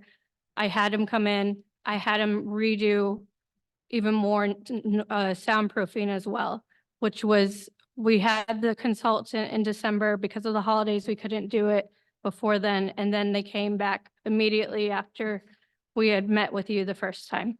So I took care of it that way. We have always been open since 5 PM on. That has not changed since the beginning that we opened. But if you look at a lot of those noise complaints, they were called when we're not even open. No one is even there. So that's another situation. The girls that were living there have moved out, and as soon as they moved out, we have not received any noise complaints since. Okay. I have a Then, question. if you're open at 5, why is it 9 o'clock in the morning? We intend on expanding to brunch. I don't believe I ever asked for 9 AM all the way, but that was what was just given to us at the beginning. Okay, that's probably what was on the questionnaire, which I do not have open in front of me. And then what about all the sidewalk seating and everything that went on this summer that expanded all the way to the north on the Yeah, sidewalk? so that was the situation that I had spoken. I thanked Darlene for bringing it up to me. I apologize because I misread the stipulations and therefore I took care of it, and we have not had that outdoor seating of that size since then. But you just opened. We opened in January last year. Right, but I Yeah. mean, in January, you're not gonna be well, for the most part, people are not putting seats out on the sidewalk. So a lot of times this summer, the seats were out on the sidewalk going all up to the neighboring restaurant. When you let me just finish, when you signed a stipulation agreement saying that how many tables and seats there were, we had a conversation at our meeting about that. I went back and read the transcript today. It was very clear during that meeting where those seats would be, that they would be adjacent to the building, that it would be this many tables, this many seats, right in front of your storefront. You were very clear about agreeing to that. Yes, that's what you're going to do. And we have pictures all over the place of seats going all up the sidewalk.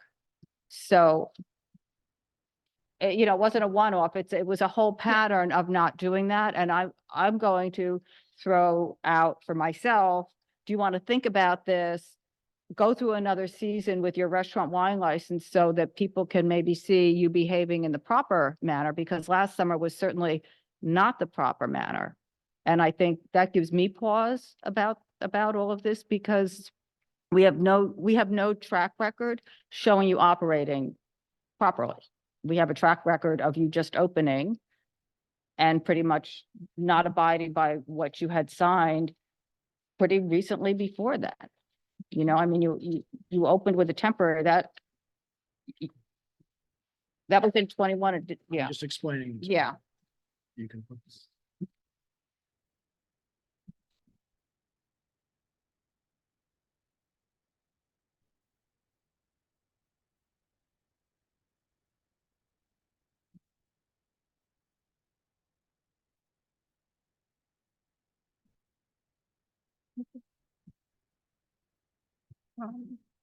Which one?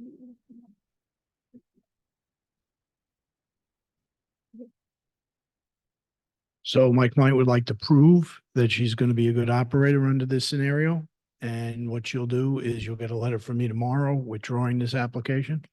And then you'll have a track record when we come back. That sounds great. Okay? Thank you very much, Terry. And also, Terry, you may want to have her address the website, because you have a non-disclosed person who says they're an owner. That's not. It's not an owner. It's a husband. It's No, I not know, an but it owner. says.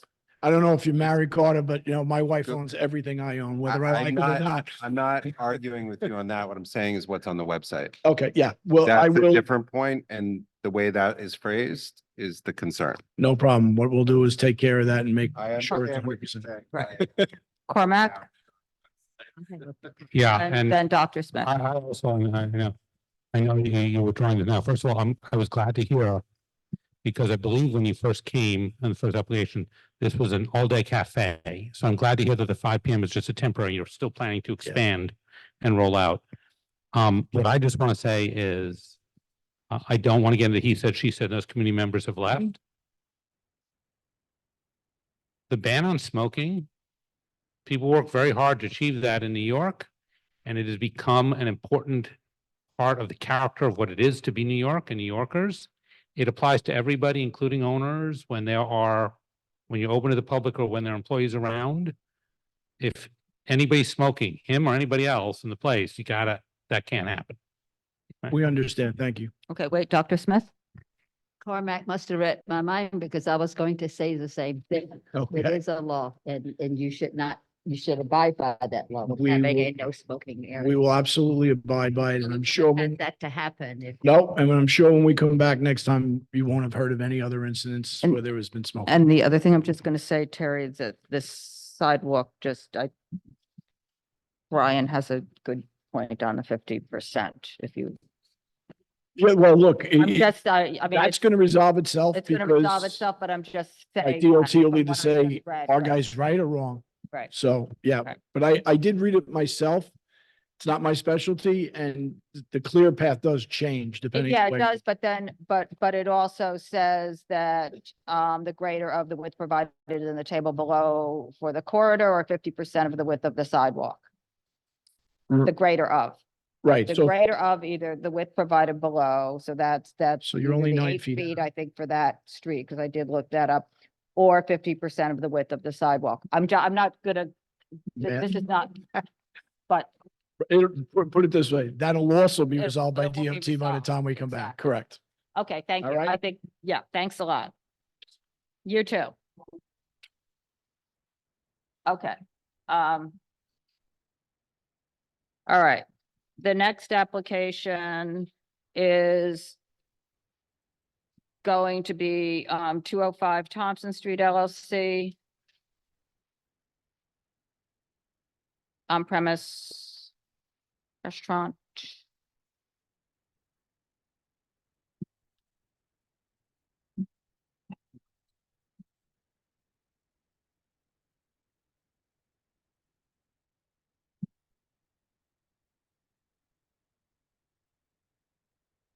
Interesting. I don't want it, no. I steal from Brian when I get to. Yeah, right. They tell me that they sent it all. There's nothing different from what you sent in, right? Don't think so. Okay. Actually, there might be one change that I wasn't sure if it made its way to you guys or not. So Okay, I on the paper, there's just the answer of, is there a valid C of O? The answer is yes. It had said no originally. Okay. So I marked it on those Okay. pieces of paper. You guys have the C of O anyways, so that shouldn't be an issue. Phil Dorn, attorney with Pizetsky and Bookman. Behind me are Cody Pruitt and Jacob Cohen. They are looking to open a fine dining French restaurant on 205 Thompson. It's roughly the corner of Thompson and Bleecker, right around the corner from here. These two guys are very experienced in the food and beverage world. They recently opened up Libertine in this neighborhood, which I hope you all know. It's been very successful. It's been a hit. They were part of the Anfora team. Jacob was part of the Lartusi Del Anima team. So they have a very strong background in fine dining. Just to address a couple of the things that you'll see in the packet. You'll see that the occupancy is 178. That's just based on the number listed in the certificate of occupancy, which, as you know, is a DOB document. They will not have more than 66 seats. So they certainly will not have 178. It'll be 66. So you don't need the place of assembly. What's that? You don't need the place of assembly. Yes. Background music only. Again, this is fine dining, white tablecloth. This is basically taking the Libertine business model and making it even more upscale. So it will be quiet, it will be luxurious, it will be welcoming. Outdoor, there will be a single row of seats on the sidewalk up against the business frontage to be in compliance with the new rules that you all just discussed a few minutes ago. It will be 6 tables, 16 seats. There are French doors. So the way it'll be laid out, as you'll see in the diagram that we submitted, It will be two tops between the French doors, and then two four tops over on the side that is still in front of the business. The last couple things I'll say are that as far as the hours go, we're asking for 2 a.m. across the board. That might sound late because it's a restaurant. The reason we're asking for that is these guys, having opened Libertine, have come to learn that people really nurse their wine. This is not for people to come in late and have a drink. It is solely to allow the people who were seated around 10:30 to finish their meals. Fine dining can often take 3+ hours. And so the last thing we want to do is to have to kick people out. In fact, we're willing to stipulate to a last seating being at 11 o'clock. It really is to allow the people to finish their wine. These two guys spoke with BAMRA, who I'm now learning may or may not be representative of the neighborhood, but they are on your list, and we reached out and they had a very productive meeting with them, and I will let BAMRA speak for themselves if they're still here, but it sounded like we had their full support. So with that, I'll turn it over to you. Okay. I'm just gonna run through a few things. It's a big space with a lot of operable windows. That's right. And doors. So I'm not sure the logistics, just looking at the Google map thing that I pulled from 2017 that had the doors open, because then a lot of this stuff later from that had trucks in front of it and I couldn't see anything, and I've walked by it. So the doors open. They're like accordion doors. So they go like this. So I don't know how you're getting tables in between them with that. If you open them fully. They will be opened just enough to allow for those tables to be there. So you're not going to open them like what I see in my picture, they're open completely. So you wouldn't be opening them. No, it would almost be like vertical, or I Like mean, half you can perhaps explain it. What's more important to us is having the tables with chairs adjacent to the building than having the French doors open simultaneously. As we know, weather these days is very iffy, and HVAC is extraordinarily expensive. Which I think you're not supposed to even have the door. Isn't there a law? You're not supposed to have the doors open if the HVAC is on. Does anybody- is that Exactly. correct? I'm speaking purely on the makeup air level for the kitchen, actually, not for the AC unit itself. Okay. It becomes a hard thing to pull a door open at a certain point. But for us, we would only want it abutting the building, and if the French doors prevented that, we would keep them closed while the seating was outside, or vice versa. Yes, go ahead.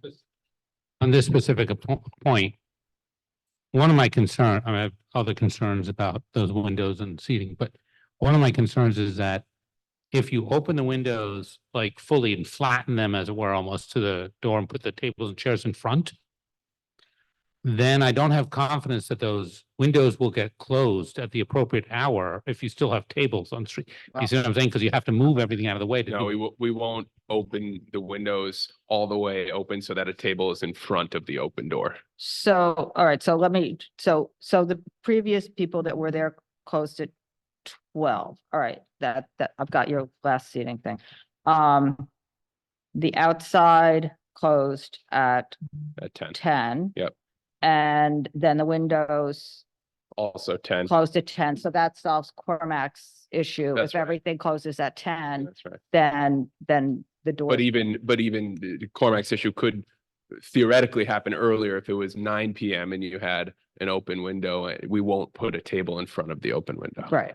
Okay. And Yeah, then, nothing would impede closing those at the I think if you did that, you'd lose, anyway, you'd have to conform to the It- guidelines, and right. then you might have problems conforming to the guidelines. Right. Okay, the second floor windows closed at 9 p.m. Is that something that's still Absolutely. agreeable? Sure. Yeah, I don't intend on opening those upstairs windows very often. Okay. To be honest, so 9 p.m. at the latest.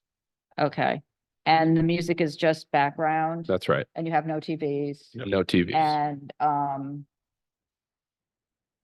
there was, the other people had no music on the second floor. I mean, Well, They have speakers that are pre-existing up there. I don't know if there's. Okay. some sort of stipulation. But we would like to, right, it Or will just be, don't put them by, about like not at the window, we can agree you to know. that. They will all be ceiling mounted and there are any Okay. upstairs tenants in the premises. Okay, and then I'm almost done, I think. Okay, all right, I think I'm done for now. Okay, Dr. Smith, you go ahead. Can you hear me now? Yeah. Yeah. Okay. I do have a concern about 2 a.m. 7 days. Because there are people that live on that block. You won't be the only people there. There will be neighbors. And there might have, did you do any outreach? Because there might be kids. The outreach was to Bamra. I'll Wait a minute, your outreach was we to also Bamra? hosted, sorry to jump. Can I just Yeah, finish? please. If your outreach was to Bamra, I have this question. I was going to wait until the Bamra person came up. Was it to a membership or was it to the executive board? We reached out to the contact information that we had for Bamra, so I assume it was the executive board, but that was the only contact information that was made available to us. I can't, It you're was talking the too fast, I'm sorry. information that was made available on the CB document. It was the only contact information we had through the Bamra website. I didn't have any other contact, so I assume it was just to the executive board. But beyond that, we didn't have any other point of contact. But addressing the outreach, we also did host an open house there for 3 hours this past Monday.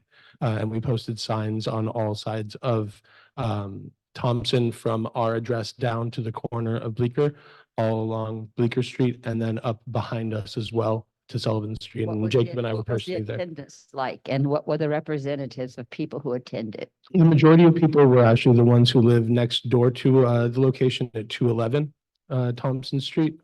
There was maybe about 24, 25 people who showed up, and they were all very much in the affirmative, and a lot of them had been guests. My last question, did you have some stipulations? So what were the outcomes of that meeting? They mostly just wanted to know and have reassurances that we were a restaurant and not a bar or a club or anything like that. And did you mention 2 a.m. 7 days a week? I did with the same explanation that our attorney provided. And no one disagreed? From who I spoke with, and I was there for all 3 hours, no one disagreed.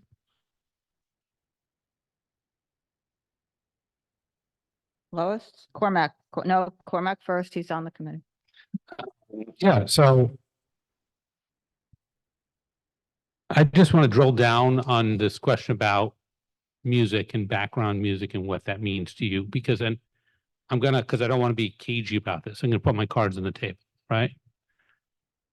I don't think that there should be French windows in that location. I think it's very disruptive to that block where it is. But I understand that you didn't put them there. And I'm sure they were a feature that was part of why you like the space.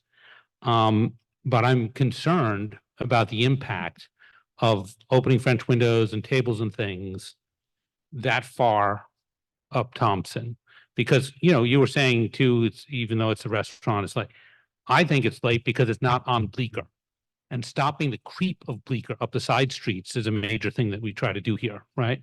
So I'd like some details about the sound and what you're going to do to control the sound and measure the sound. Because one of the things that happens in the city is people, they create their restaurants and they're creating a cinematic experience, right? And the music's wafting around it. It's great if it's inside because people can choose to go there. If it wafts around and up and down the block, it's just an annoyance for everyone else. And it's really an assault. So, you know, when you say background, how far away am I going to be able to hear this music? How loud is this music going to be and how are you going to control that? You can't have a French restaurant without French doors, right? You do it In France, everything's wide open. In all seriousness, first, just want to reinforce that those French doors will be closed at 10. So the idea of sound escaping onto the street at late hours, that won't happen. Second, I want to also reinforce that, like I said, this is fine dining to the nth degree, white tablecloth. The music will, when we say background, we mean truly conversational levels. This will not be raising voices. This will, we can stipulate the conversational levels if you'd like. This is strictly for ambiance within the restaurant. And then the last thing I'll say is there just for precautionary measures, though, it should never ever get to that point. There will be a sound limiter in there in case sound were to ever get to that point, which it won't. It will be mechanically limited. I hear the music as I walk by the place. I'm not going to hear it halfway down the block. No. Right? I'm not going to hear it. No. Up at my apartment, few stores up across the way. Correct. Brian. I just want to add that one of the things that we saw when we first saw 205 Thompson, the French doors are, Libertine has French doors along the side. We haven't opened those doors once yet, but they're kind of, when we passed that spot, we're like, this looks like Libertine just moved over 10 blocks away. So that's kind of what drew our attention to that space. We just kind of like the architecture of it, not necessarily needing the outdoor openness and functionality. And then when we opened that bar Tuesday, when I was part of that application, as soon as we have noise complaint, we met with the neighbors that were upstairs. No need to bring in Yeah. Bar Tuesday. Things are going well.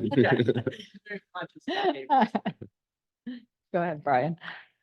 Well, it is a remarkable space. What is this frontage of this mid-block? I would call it a mid-block. It's an interior space. What do you mean? What is this frontage? What is the distance from one property the- line to the other The property? length of the This is frontage? our architect. I don't, you guys know the answer. I haven't formally retained an architect yet, but according to the landlord's drawings, which I had to amend slightly because they were incorrect, according to the current premises, they look to be about 40 to 41 feet in total width Well, that's and remarkable. 22 feet in depth. And then I don't want to be too picky, but are the existing French doors going to remain? Or are they being changed? We don't intend on changing anything dramatically to the facade to the point of adhering to anything already there. We don't want to file LPC changes or anything like that. Okay, because these are actually bifold doors, and I don't know if French doors would fall into that category, but it's certainly your diagram, the ground floor plan is confusing. I mean, for our discussion purposes, it's the same thing. If you open the doors, it's going to have the same effect. But as being bifold doors, that means that it won't stick out into the sidewalk as much. And it's a narrow sidewalk, and there's a lot of obstacles. There's tree pits and there's signage and, all that stuff. So I have to wonder whether the new guidelines for sidewalk seating, it just seems awfully tight. So Well, I'm as wondering. Donna mentioned, this will be fully compliant with the new rules. Barn- Sidewalk. 11 foot? Yeah. Well, I sure felt a lot less than that. Of course, there's some scaffolding and there's a lot of other stuff. Well, okay, that answers my question. Okay, Katie?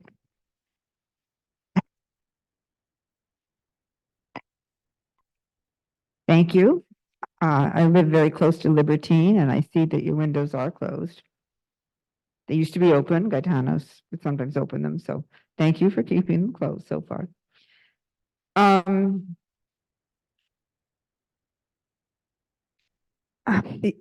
What is your private party plan? You said you're going to have private parties. I'm going to have about 5 questions, so I'll start with that.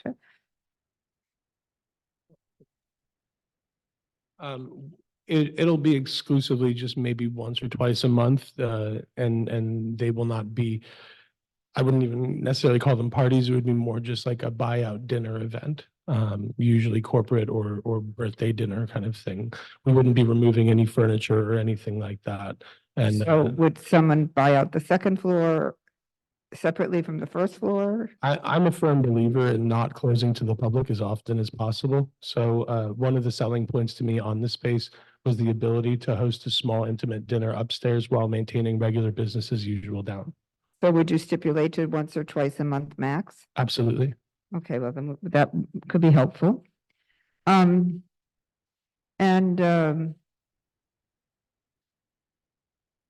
is there still a shed there? No. Okay. And no. Wait a minute, I have it at the right page. What will your average check be? Your average check, I didn't see any prices on that menu. Depending on ingredient costs, by the time we're able to open, we're aiming for roughly anywhere between $75 to $85 per person.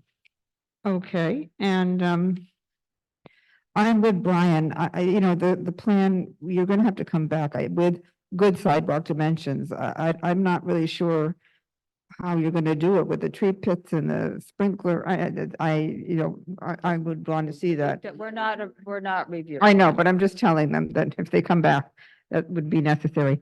But I also do not like the hours. I can't support 2 a.m. closing. This is a restaurant. I understand what you're saying about lingering over wine, but 2 a.m. is just too late. We like 11 and 12. I mean, not 2 a.m. I don't know if you've ever sat at a dinner for 3 hours. I certainly have.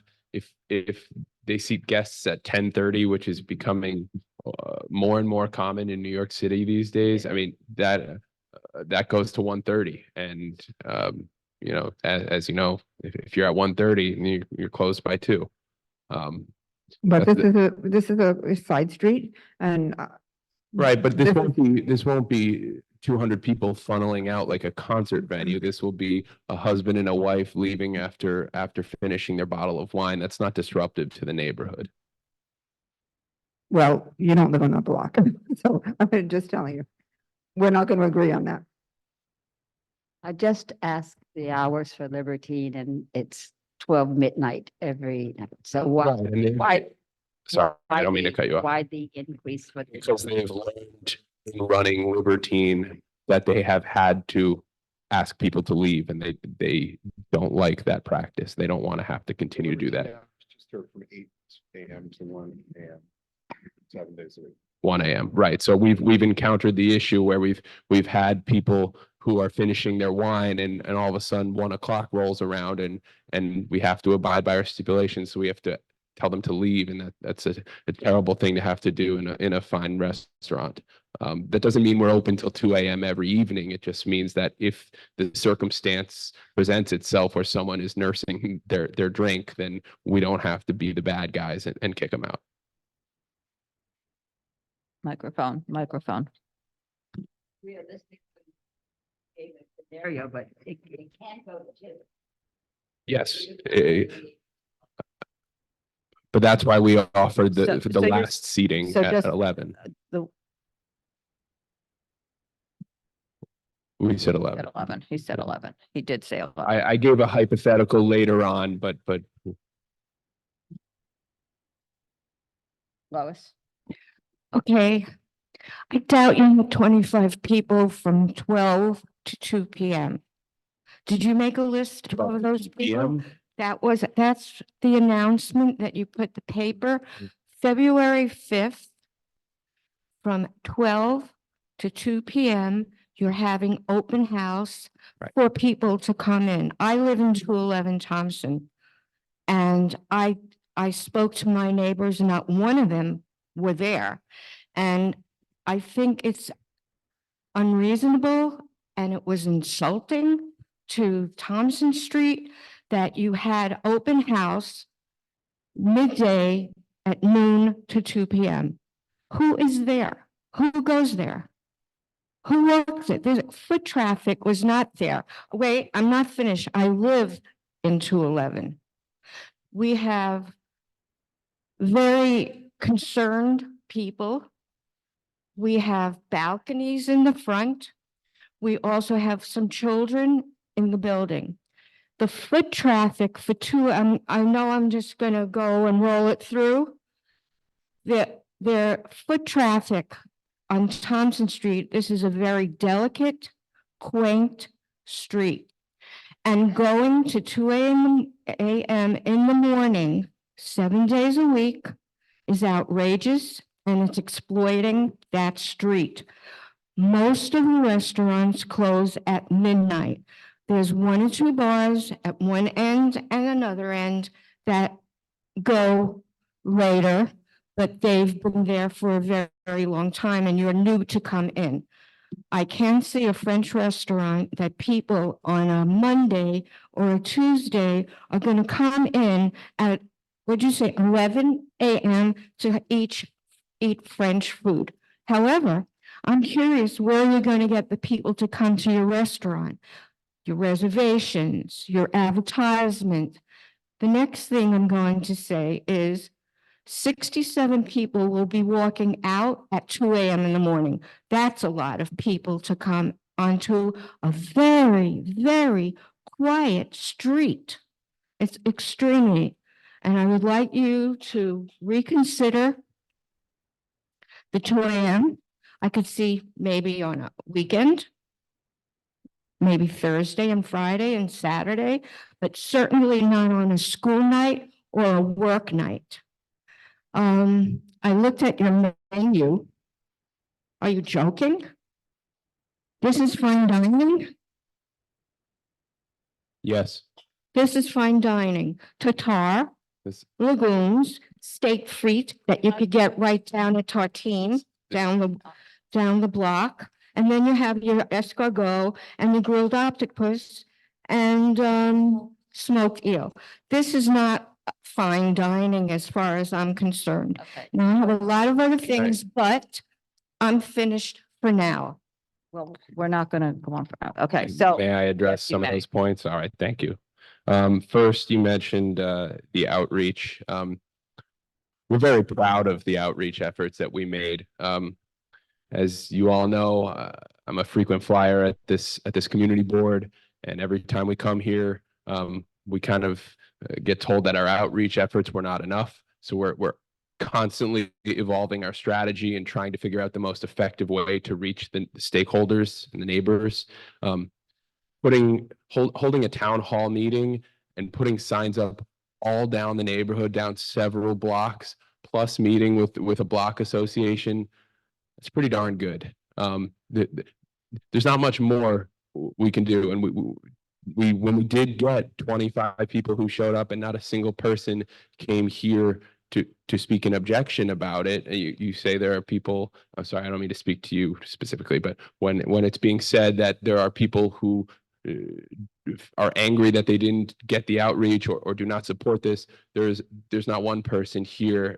We haven't turned it over to the public yet, but I don't think there's one person here to speak out against it. So I am very proud of the outreach efforts we did. Did you tell them you go to 2 a.m. in the morning, 7 days a week? Yes, Cody already answered that question. The answer is yes. No, the people that were there. Yes, that was part of the conversation. My building did not get a notice. I heard you. Well, And there's a nursery, there's just to a continue. daycare center right there. Just to continue, as far as the hours go, I mentioned all the reasons already why they're asking for 2, and as Carter mentioned, they have 1 o'clock at Libertine, and it's been nothing but a success. We hope that their track record allows them to receive the benefit of the doubt. This is not a rowdy bar. This is really not. There's no more way I can say that. And they've been so successful without a single noise complaint at Libertine that it would be unjust to deny them that opportunity here. Okay. Sorry. No, it's okay. No, go ahead. Sorry. The hypothetical scenario of 66 people walking out at the same time, that is of course not going to happen. Like I mentioned, it is for the 1 or 2 people that we don't want to have to kick out that are finishing their drinks. Not all 66 people will be making reservations at 11 o'clock. That's crazy. And then to criticize our menu, I don't think that's relevant. Thank you. Katie, did you? I just want to point out to you, but also to the committee, that the streetscape at Libertine is to your advantage and very different from the streetscape at Thompson Street. You're on a corner. Christopher Street is 4 times as wide as any street. Greenwich Street is pretty wide. And you're not mid-block on a small street. At Libertine, it's just more open. If 66 people came out, it would feel differently. So I think be careful about comparing it because the acoustics of those two locations are so different. Just leave it at that. You're Yep. better off leaving it at that. Okay, I'm going to just go to the public in case. Yep. Did Bammer want to come up and say anything? I may have misplaced your sheet, so come on up. Here we go. Okay, thank you. I know. Yes. Okay. Yes, I am, we were favorably impressed. We looked over the application submitted to the community board together and went over it point by point, and it all seemed agreeable. Would it be appropriate or helpful to invite Us, talk the to us. applicants to our next meeting, which is on February 28th, so that they can present to our full membership?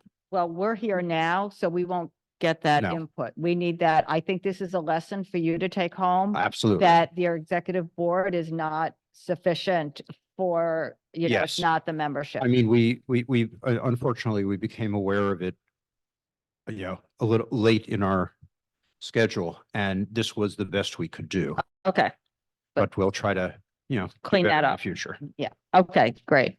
Thank you. So I had a few things, Phil. So just to be clear, the outside would close at 10 PM. Correct. Okay, because. With the upstairs windows 9. 11 PM. So I just want to make sure the 10. seating is 10. Okay.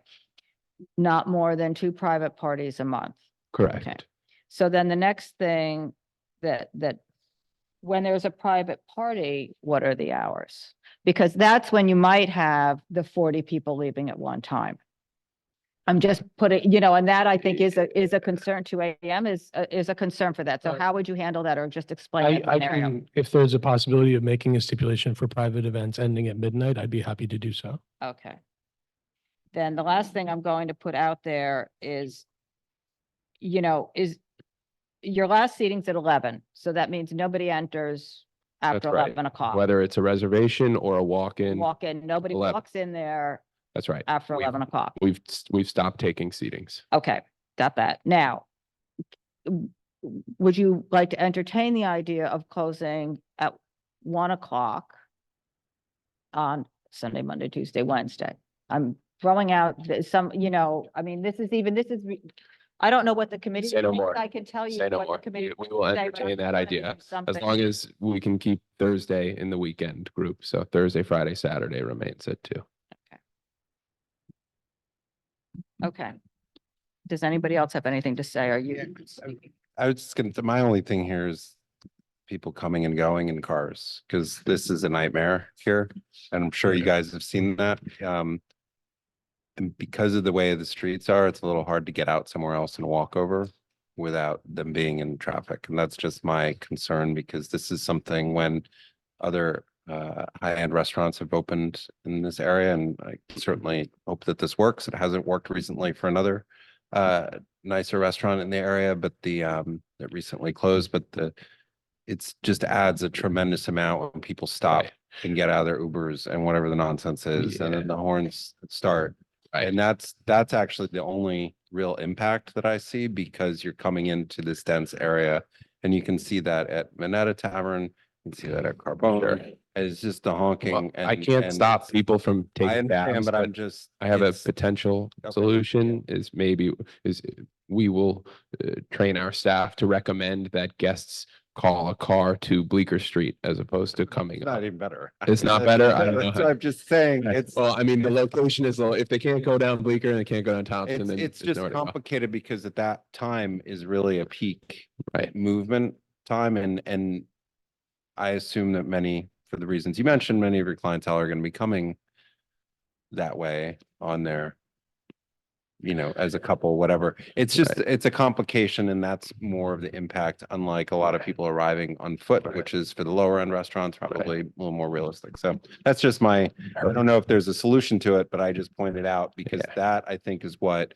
the difference on Thompson, Sullivan, because those are the predominantly residential, Mhm. you know, in that area, and that's like where the impact happens. And I think a lot of people are already upset now that there's so many people outside on those streets Right. in the evenings.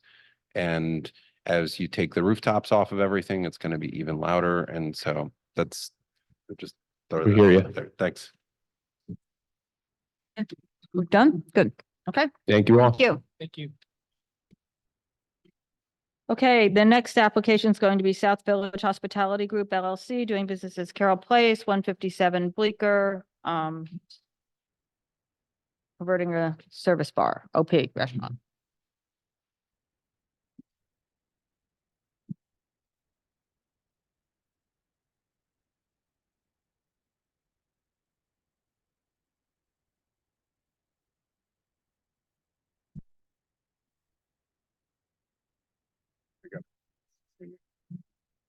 I'm good too.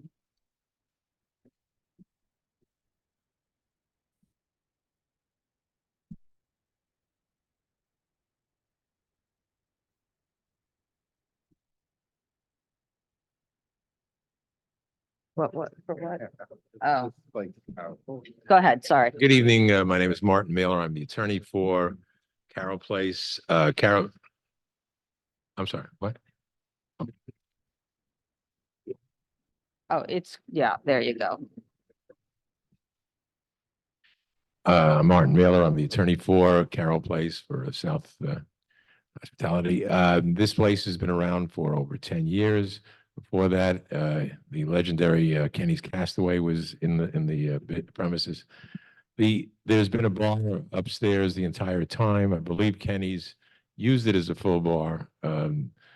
This licensee decided to make it into a service bar, but now would like to convert that into a full bar. Nothing else is going to change about what Carroll Place is all about. That's it. There's not even going to be any seats at the bar. It's just that it's more convenient to have Standing. let me stand, yeah. It's just more convenient for the patron to go directly to the bar as opposed to having the waiter go over and then bring it back to the patron. That's all we're here for. The change from a service bar to a full bar. He reached out to BAMRA, and I believe BAMRA is positive on this application and Diminished capacity. So. Okay, so I'm just going to ask my question, the outdoor seating. There's a road bed out there, I believe. Is there still a road bed out there? That referring to the distributor shed? By the way, Yeah. this is Currently there is. Okay, and what is your name? AJ Bontempo. Okay. So that extends past your space to the next space, which it shouldn't be doing. I'm. It used to. I'm not sure if it still does or not, to be honest with you. You took part of it away? Yes, at one Okay, point. I haven't. I'm not sure if it still does slightly or not, but I know we Okay. did shorten it. Okay, and then there are seats on the sidewalk, which you'll conform to anything. Correct. That you had that before. I don't know that Yes. you'll be able to have whatever seats you had there in the new Right. plan. You'll see Right. what that. For the plan will change. We had seats allowed prior to the pandemic Right. and now it'll change, correct? So, but there have been issues with it from what I read on some of the past things. So the doors, I just want to go through this. The doors and windows close at 10. Correct. Because I'm going to give you a stipulation agreement. Mhm. Your hours are 5 to 2 Sunday. Is that right? 5 to 2 Sunday to Thursday. Hang on, let me look at your. That is the hours we're given, but not the hours we stay open. Okay, and then 3 PM to 4 AM Friday, and Saturday is 11 AM to 4 AM, right? Correct. And you're closed Monday and Tuesday, you're not? We are currently closed Monday and But Tuesday. that's not what you don't want To be honest with you, in a perfect You're not world, I paying wouldn't be, but the right. I business just want- doesn't I don't seem want to to. write it up wrong and then have to redo it. So, okay, I was just looking at the questionnaire, it said closed, so that's why Mhm. and then, hang on one second. There's music, they closed in. I think. Doors and windows close at 10. The kitchen's open till 2. If you're If open we're- if later we're- than if 2, we're the open. kitchen doesn't close, right? You don't Correct. have to, if everything closes, you can close the kitchen, but if everything's still open, the kitchen's open till 2. Absolutely. Okay. And outside closes at midnight. And I think that's it for my comments. Cormac?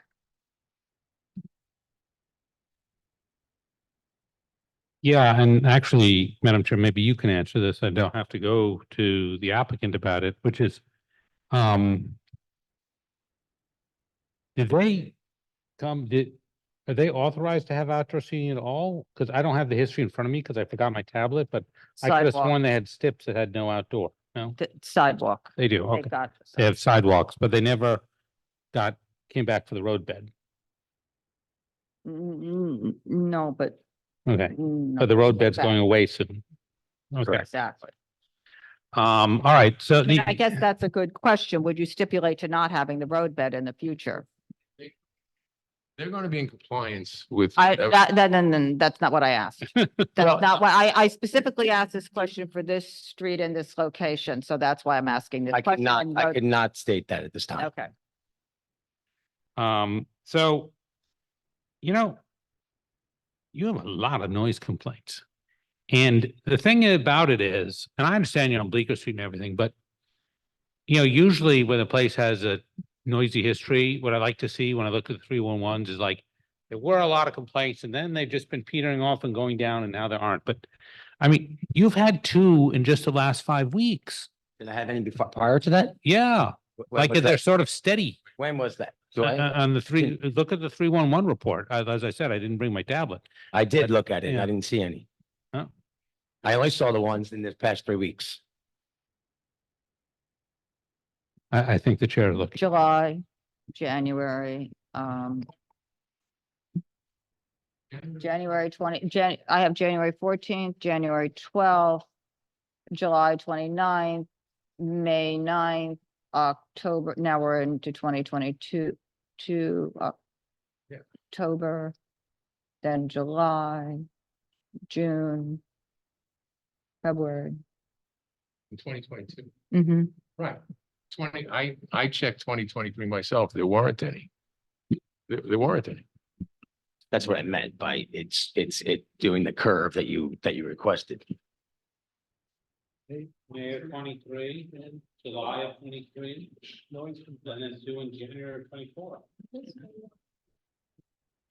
Well, assuming window that you're correct, I mean, the term many noise complaints, that's not exactly accurate. Well, I guess it's a subjective standard, but I think that it is.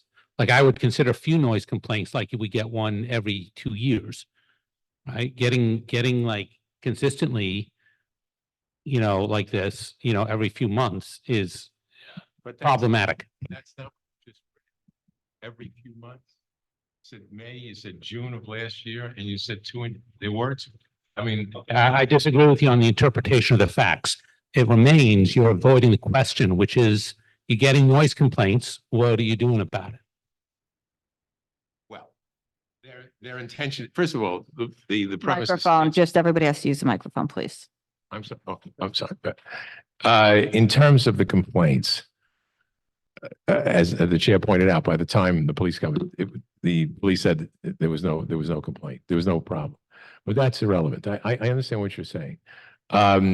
The inside is soundproof. There's not noise inside. We don't know exactly what the noise complaint was. Nobody came to us. Nobody complained about this thing. I mean, had we known, obviously we would have taken steps to stop it. So with all due respect, and I'm not going to engage in any sort of argument with you. You believe that 4 complaints over a year and 2 months is a lot? Well, we don't know where they came from. We don't get complaints from the people upstairs. So if we were told what they were, we would rectify them. It's as simple as that. We're not looking to be bad neighbors. We're looking to get along with the neighborhood. We've always looked to get along with the neighborhood. Dr. Smith?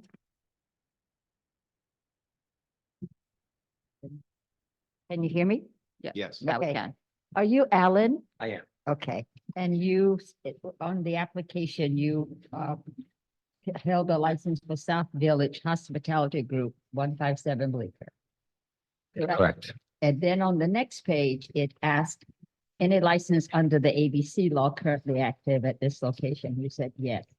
So then you say Kenny's Castaway. Is that something that is still open or? No. Okay. No, Case Castaway. I just need an explanation. Confusing.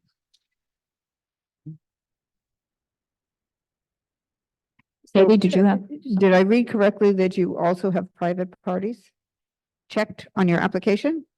Do we have private parties? Yeah, can you tell us time to about the time. nature of the private parties? Mostly corporate parties. And how often for- do you for have them? Holiday parties, for different events, How often? one every 6 weeks. Okay, so once a month, maybe. One A every little 6 more, weeks. a little less than once a month. Okay.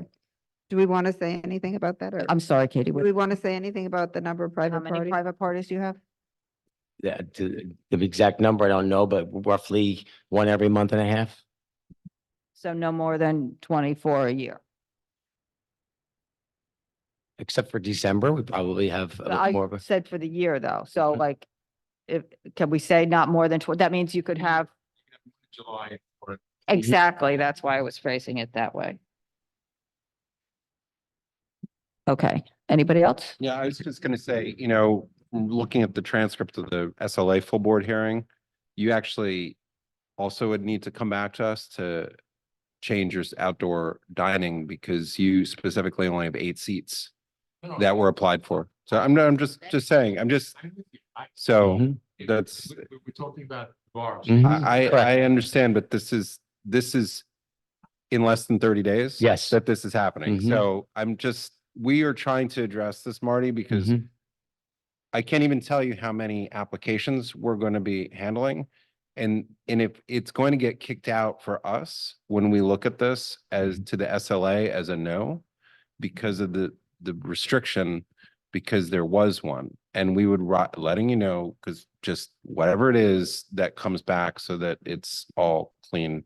Okay. We're not saying this to address it, but it is unbelievable the mess that both have left us with. And, we raised this to the authority, just so you know, they had no idea this was coming Wow. a few months ago, and they can't even handle what's going on. Right. So we just brought it up and we understand. And on the north side of the street, you can have roadbed dining, and believe it or not, on the south side, you cannot. Okay. On Bleecker Street. Okay. So this But- is why we're just trying to clean these up as we go. And so it's just something to think about. We'll be You know. back. I understand that. Yeah. So that's going to be completely taken down, right? We're Yeah, not allowed because to have it. there's an Okay. overnight regulation, which then we'll means take it you're as that, yeah. prohibited from having Mhm. outdoor dining. No, on the south side, but I'm just saying the north side, whatever it is, but Okay. it's your frontage, Mhm. whatever. Okay. And you guys specifically says only 8 seats, 2 tables, 8 seats. Yes. And obviously you're gonna have more than that. So the sooner it's dealt with, then it can be done sooner Mhm. when it gets warm. Okay. You know, Okay. Mhm. all right, thank you. Mhm. Thank you. Camera, did you?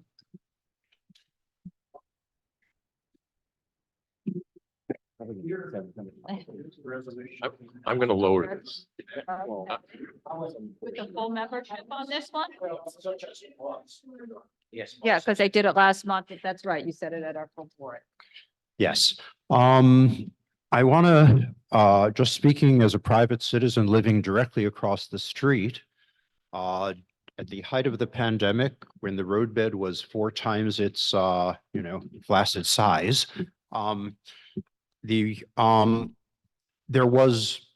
there were speakers on the shed, and the noise emanating from them ceased when I sent an email to their lawyer.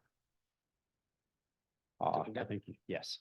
And the compliance was immediate. So that's all I want to say about that. But yeah, the roadbed remains, and there was also one incident where some celebrity got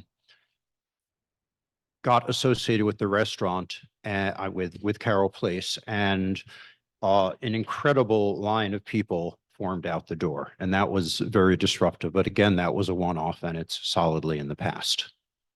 Good. Just Thank you. Dr. Smith has a question for you, I believe. No, I think for Barbara, yes. Mhm. I'm just noticing in your reso, you had 8 in favor for 7 residents. How many of those residents live close to the venue? I can speak only for myself. So 1. Yes. I'm trying to remember. No, Does that well, mean that no, Maureen is also right across the street. Yes. So, So 2. yeah, Thank you. 2. Okay, thank you. Sure. Anybody else from the committee have anything? No, okay, Thank you very much. Have a good Thank evening. you. Thank you. okay. Viejo Group LLC doing business as Tokyo Record Bar, 127 McDougal. This is a class change for on premise for bar tavern.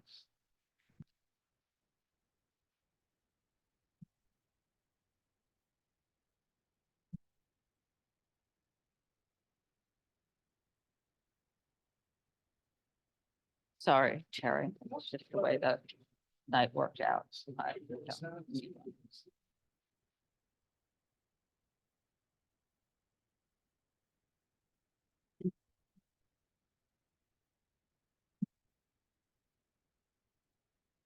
This is a change of class application from a. Just make sure you speak directly sorry. into the microphone so they can. Okay, is this working? Yes. Okay. This is a change of class application from a wine and beer to a full liquor license application. This premise has been here, I believe, at least a dozen years. The occupancy, it's small, it's 50. You'll see the diagram is there. It's not a large place. They have music. The difference in the application from what was submitted to you due to a confusion was they're not seeking 4 a.m. They're seeking 2 a.m. just like the premises next door to them, on both sides actually, are both 2 a.m. We'll be happy to answer any other questions that you might have. There is no outside area. So that which is usually a large concern to you is not even on the table. Okay, so I did have a question. Sure. About if I understand how this operates, you go in and the upstairs is more light bites and cocktails, right? Wine. Yes. Wine cocktails. And then the sushi food, the omakase is downstairs, Yeah. correct? Yes, that's correct. So will the downstairs be serving food, the omakase, until 2 a.m.? They'll have food at all hours of operation to be in full. But will the compliance with omakase, I guess what I'm trying to get at is, will the omakase both- parts stay functioning the way it's functioning till it's closing, or does it at midnight Will they have food down? change? The omakase food, not the light bites. So right now they do the last seating for the omakase between 10:30 and 11 o'clock. Okay. So then what does that mean? After those diners have left, the So- downstairs is So closed? then you have the small bites upstairs. And yes. downstairs is closed. So downstairs is only used for the omakase. It's not That's used correct. for the bar light bites. No, it's not area. part of the different theme upstairs. No, That's okay. That's correct, yes. Okay. I think that was it with my questions. Just anybody. You have 4 a.m. now for the. Well, we have whatever we want now because this goes back before there were Right. any stipulations or Right. agreements, but what we'd like to do is stay in line with what's next door to us on Okay. both sides, which is 2 a.m. Okay. I just wanted to understand the basement plan. It says exit only. So do the guests leave from the basement or do they have to go back upstairs? the basement plan is a little more rudimentary. The omakase guests leave through the basement, Right. but everyone enters through upstairs. Follow up. So the people on the first floor enter and leave from the first floor as well. But so Correct.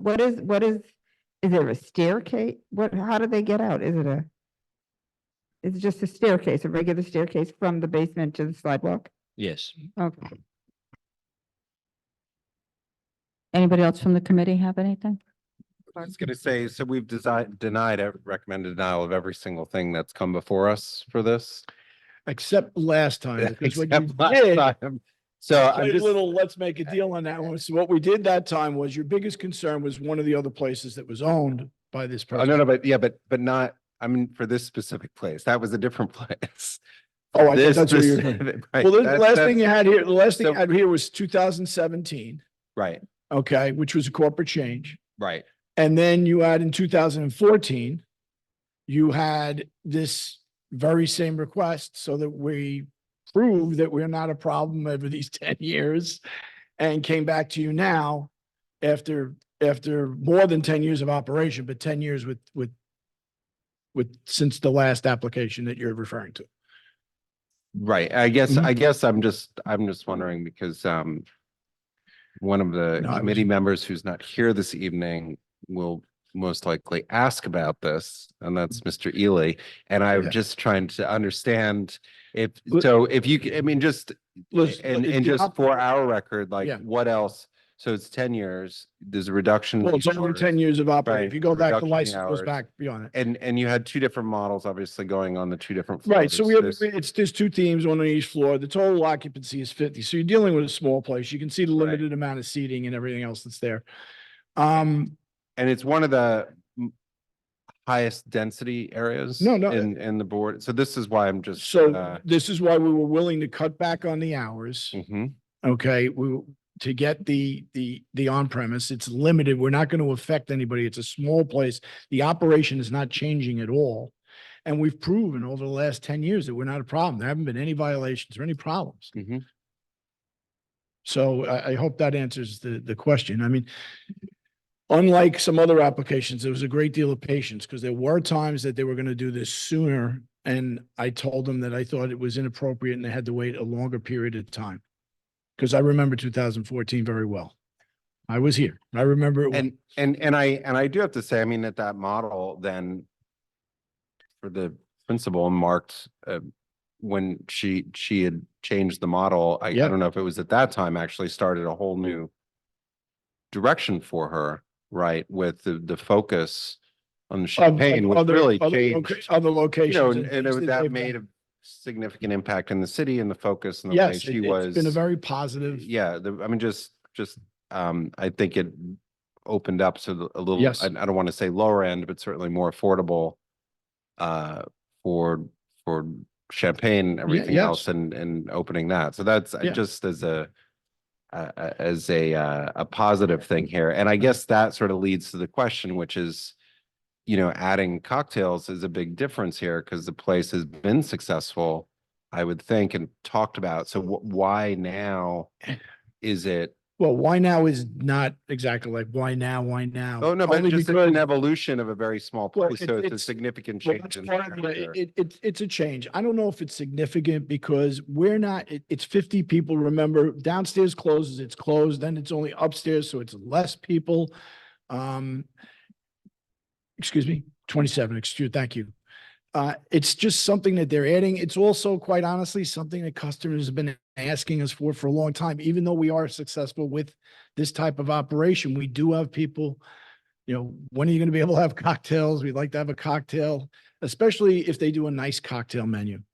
It adds to the experience. And I guess I just bring that up because we have other locations in that immediate area who may ask the same thing. And that's why I think it's important to understand for here why this is, you know, a reasonable accommodation because the number, I mean, I don't think other there's people too many do. places with as many licenses in the area. Right. I think That's- it's reasonable for three reasons, honestly. One, is that this license has been here a long time, and this is not somebody who just popped in and popped out. This is somebody who also put in other licenses, committed to this neighborhood, that they put in other licensed establishments, and they have done everything they can to cooperate with your requests. I think thirdly, I think it's going to give the current people that come there a little bit different experience. And everybody who's in this industry knows you have to change things a little bit every once in a while. You can't, if it grows stale, it's your death in this industry. Okay. So this is a slight change that honestly, this is not changing the method of operation or anything else, other than the fact that somebody can get a cocktail for the 27 people upstairs after downstairs stops. If somebody wanted a cocktail downstairs, they could have it, but it just gives that little something different that they can go with a few specialty cocktails and create a vibe with the cocktails for the customers that are maybe getting a little tired of what has been consistently there over the last 10 years. I hope that answers your question. That's good. Anybody else? No? Okay. Thank you very much. Have a nice evening, everybody. Have a very nice Valentine's Day. Yeah, thank you. Okay, and then we have two others I just want to run through. Washington Square Hotel at 101, 105 Waverly was a corporate change for on premise for the hotel. There were two principals, one passed away, the other one is remaining. All their information is in the Google Drive. You can see that. And then the other one was GVO Hospitality on premise for a restaurant. We heard them in March 2023. They're located 261 Hudson. We recommended approval of their applications. That the landlord changed it's a big building. The landlord changed the address to 259A. So that's the only change in that. So I didn't have them re-sign anything. Nothing's any different. I just want to put it on record. So we have something in the folder so that when somebody searches 259A, they'll get something. That's it. Any new business? Okay, so no, I just do my, well, we're going to do the business session, but I just say that in case anybody from the public, so we'll take a break and then we'll go do the business session.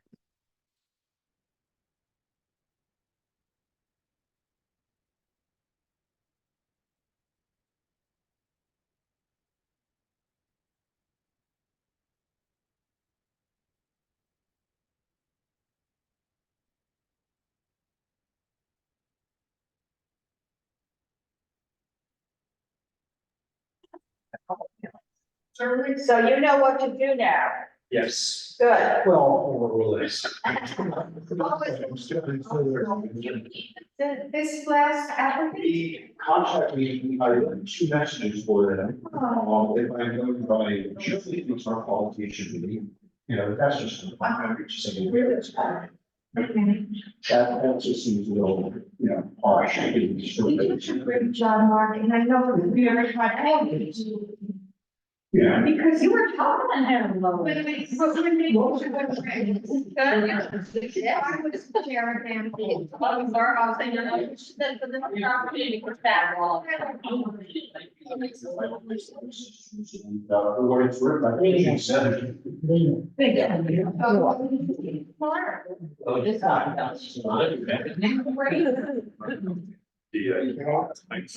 gonna be bringing out everything to set.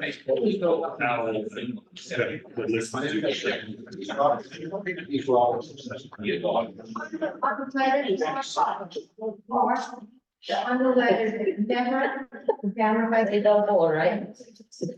Never said what this. It doesn't say that you need the second bar on the second floor. It just said, oh, I didn't read that. Maybe I made a mistake and I read it too fast. Maybe I didn't read it fast enough. And 2 a.m. 7 days a week on Thompson Street. That's a bit much. That is. We don't.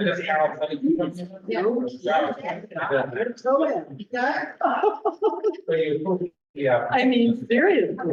What? No.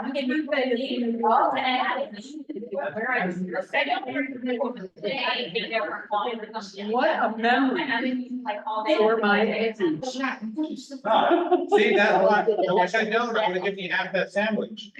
That's why I brought some up with that sandwich to you. I was like, oh my God, I haven't eaten anything on one of the. If I'd known, I would have given you half.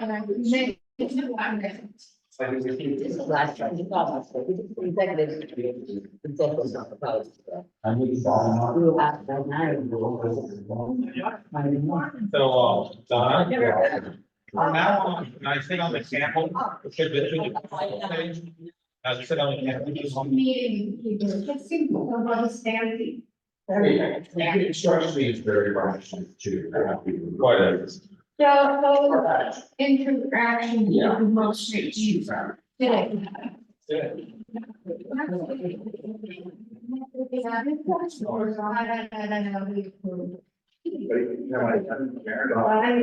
a great job.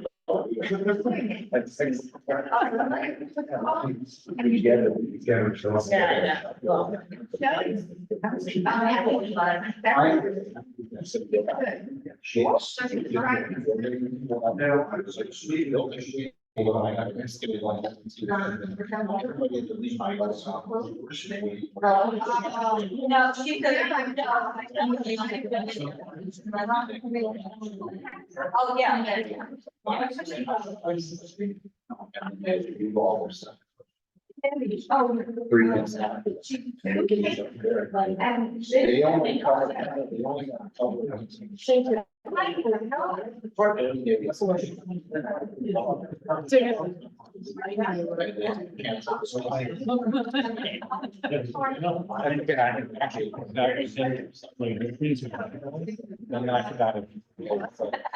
I printed it. And I left. No, it's okay.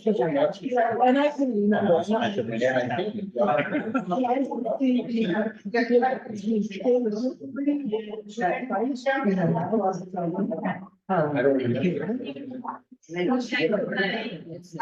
good, but you know, it's funny, it's a good question to ask anyway. I mean, he had an initial thing, but still, we need that.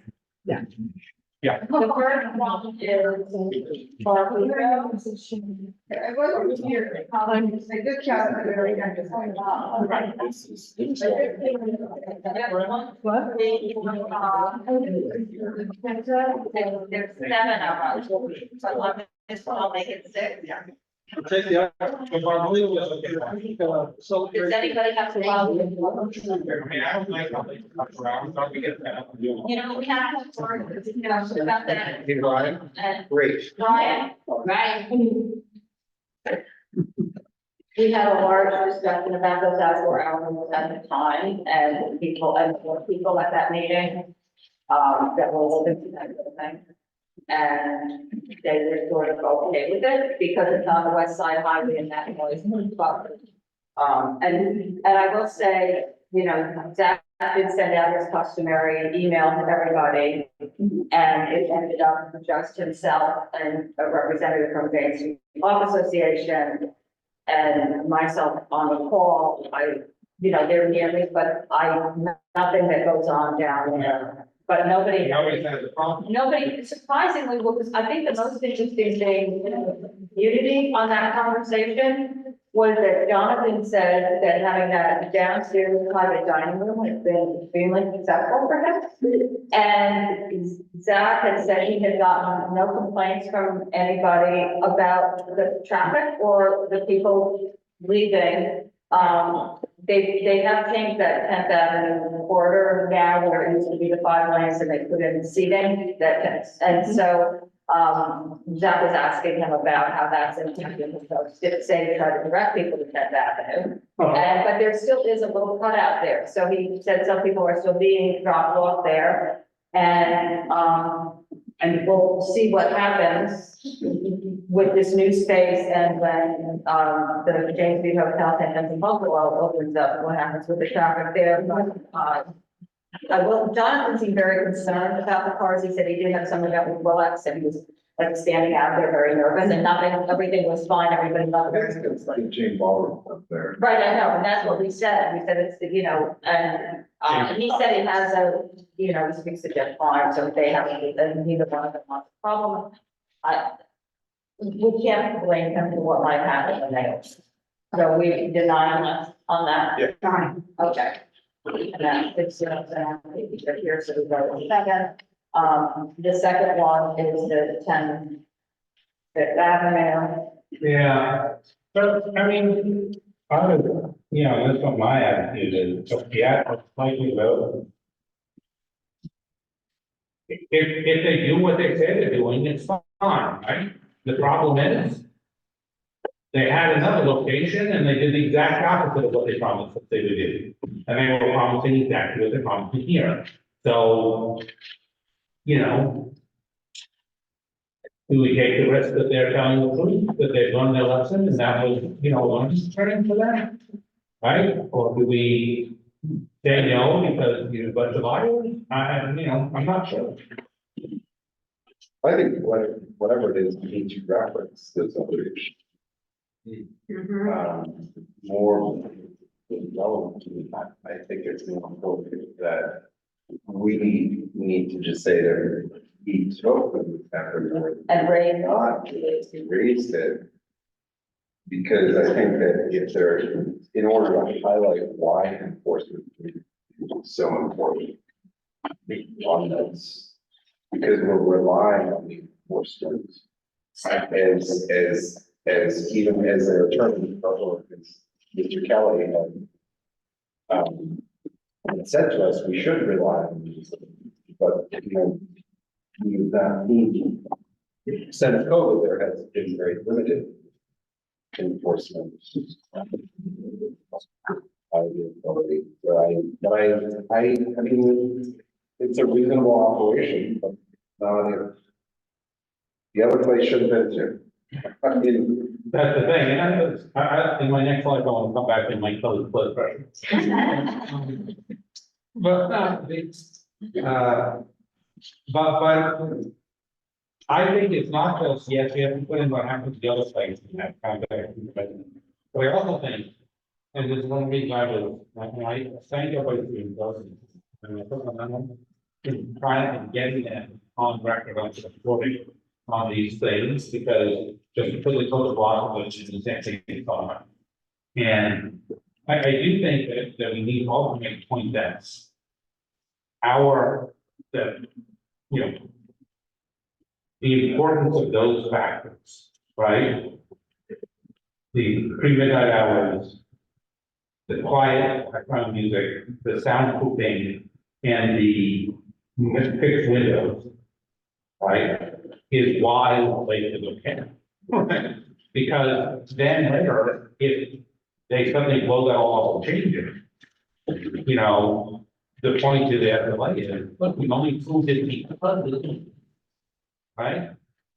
Because sometimes there are things in there, and they're like, oh, you said this, but how important was it to the, but if we say, this is. and it's fair to say that because of the minimal impacts, they were suggesting Carroll did not reach out to the adjoining buildings. It's not only fair, it's completely accurate. When I told her today about the past history of the operator, right, she was like ready to fall over dead because she was ready to call out 2/5 and 1/5 in the B and have an army down here. And she stood it down because they said, oh, no, we're not, no, whatever. She was like, okay, then they keep fine. That's my concern, that there is a problem that we've gotten some issues with that. I'm not going to say why didn't we do that. I mean, it's a tough spot because those are two very, very large buildings and somewhat active depending on the issue. Well, they can go there, anyway. No, but that, I mean, this is. I know, This is the north side of those buildings because of the issues they have with the park on the south side. So the people on the north are like, thank you, we don't hear the park. And so we can not know that the former Well, president is also chair of this committee. And with the drummer, saxophonist, and all the other. He spends almost all part of that. Noise, so the north side. Yeah, it's a part. But I do think that this is okay if they follow this. I just. Well, but this is a good point about place, because here's the reality too, of our community, is that Carol was right in the sense that these districts, this is what they do. Right. Nobody in those buildings is gonna care, what, at all, it's fine. If it becomes with the 330 West Broadway, right? They're gonna go bananas. So I think that's just done, I think the stipulations are just. Clear. Yeah. Door not properly open, the hour, small speakers. I think you should put right in the stipulations, not withstanding the issues at the other place, the board is willing to grant this because they're making all these things. Or. We didn't talk about permanent, we didn't talk about this, but they were focused on before. Isn't there concern about the pressure in the back? Is there, I didn't see anything in No, there's not. there was something written in a past. Yeah. Dress out, I think. and I Yeah. don't- They shouldn't be, the employee shouldn't be smoking out the back door because. Well, there isn't, no, there's no access to the building. I didn't see anything, like, that was the. Yeah, the place has two doors, right, to the street, and this is one of the things that limits their ability to put anything on the sidewalk on the They east not. side, is because there's a handicap access ramp in there. But that's not down here, coming down, it's gonna go a lot further down. It's a very long. I mean, as soon as I saw them, it looks like the other one. It doesn't prevent them all together, because the ramp only covered like a little more than a third of the space, but it cuts Well, in. they said that they would agree to no sidewalk ever, and I'm. Okay. That would make a difference, and I'm putting that in there, because to me, that makes a difference. I mean, other places open stuff in the park, that you don't want, so. Me, at the same part, well, it should, make sure I have a possibility on Fifth anyway, because Fifth is very neat. Yeah. Okay, so we did deny us that. Yes. Okay. You did for that? Yeah. Yeah, okay, now we're at Sharma and Singh. They are going to withdraw. And you examine. And they're going to put that bottom of the front of it. I just want to hear from the people who immediately understand. That's the thing, because they're unfortunately, they're gonna have to remove their, but. That is. Because they have an overnight regulation, or no stopping standing everything from 11 PM to 6 AM. And all of those zones are included from having.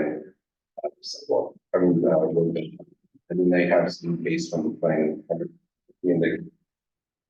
Won't be able to have any seats. Well, it seems to me, removing the road again, you might drop the noise complaint, like a lot of them might come. Of course, so that's why I'm here for the neighbors of whatever's going on, because. They fixed that, it's not that big. Yeah, and if they keep the bleachers, that would help. They had no complaints and they didn't help. They just go from there and pull it, they had no complaints for that. Go ahead. Two things, the music, with the windows and doors closed, the music still came out all the way down to like Washington Square Park. It was so loud and late at night. All of a sudden it's quiet, and suddenly at like 11 PM or 12 or 1, it's a blast through the neighborhood. So, but the little point that I want to make about this place, I picked up when you said, Shirley said about the bottomless booze. Right. They said they'll take that off the website, but will they take that off from serving? And those are two different things. You're saying, right? But they do, they serve it.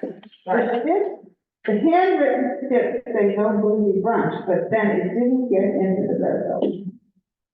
Well, this just is what they sign. Yeah. I mean, so that, I mean, you could have it not be someplace, rather have it not be there, so they're not. And they sign. Yeah. Okay, I'm just making that point. Okay. Thank you. So we don't have to do anything with that. I just like that they have to do about, Right. not just withdraw from the website. Yeah. Oh, specifically says in all of those. Exactly, I think. They do it. They seem to have a number of things. Yes, they have. So the one and okay, these two is, yeah, and that's why I said we have to pull it up. Each is going to withdraw. Good. And return. Well, I don't mind. Thinking that, I think that I have a feeling that you may have had an issue. Well, the withdrawal is to go another season. Yeah. So, right, but it would be next year. Right. I mean, I think it just gives us a track record to look at, that one, looking at, yeah, so, I agree. Yeah, and she listened to it, as opposed to. The same note, the same note, to get to that voter, for sometimes we have to get that from the salt. I know. Okay, 205 Thompson.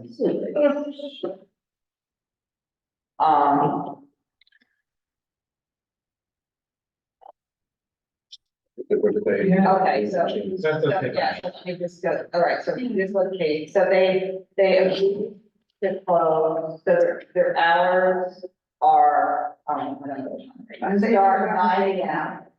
And it's Sunday to Wednesday until 1 AM. And Thursday to Saturday until 2 AM.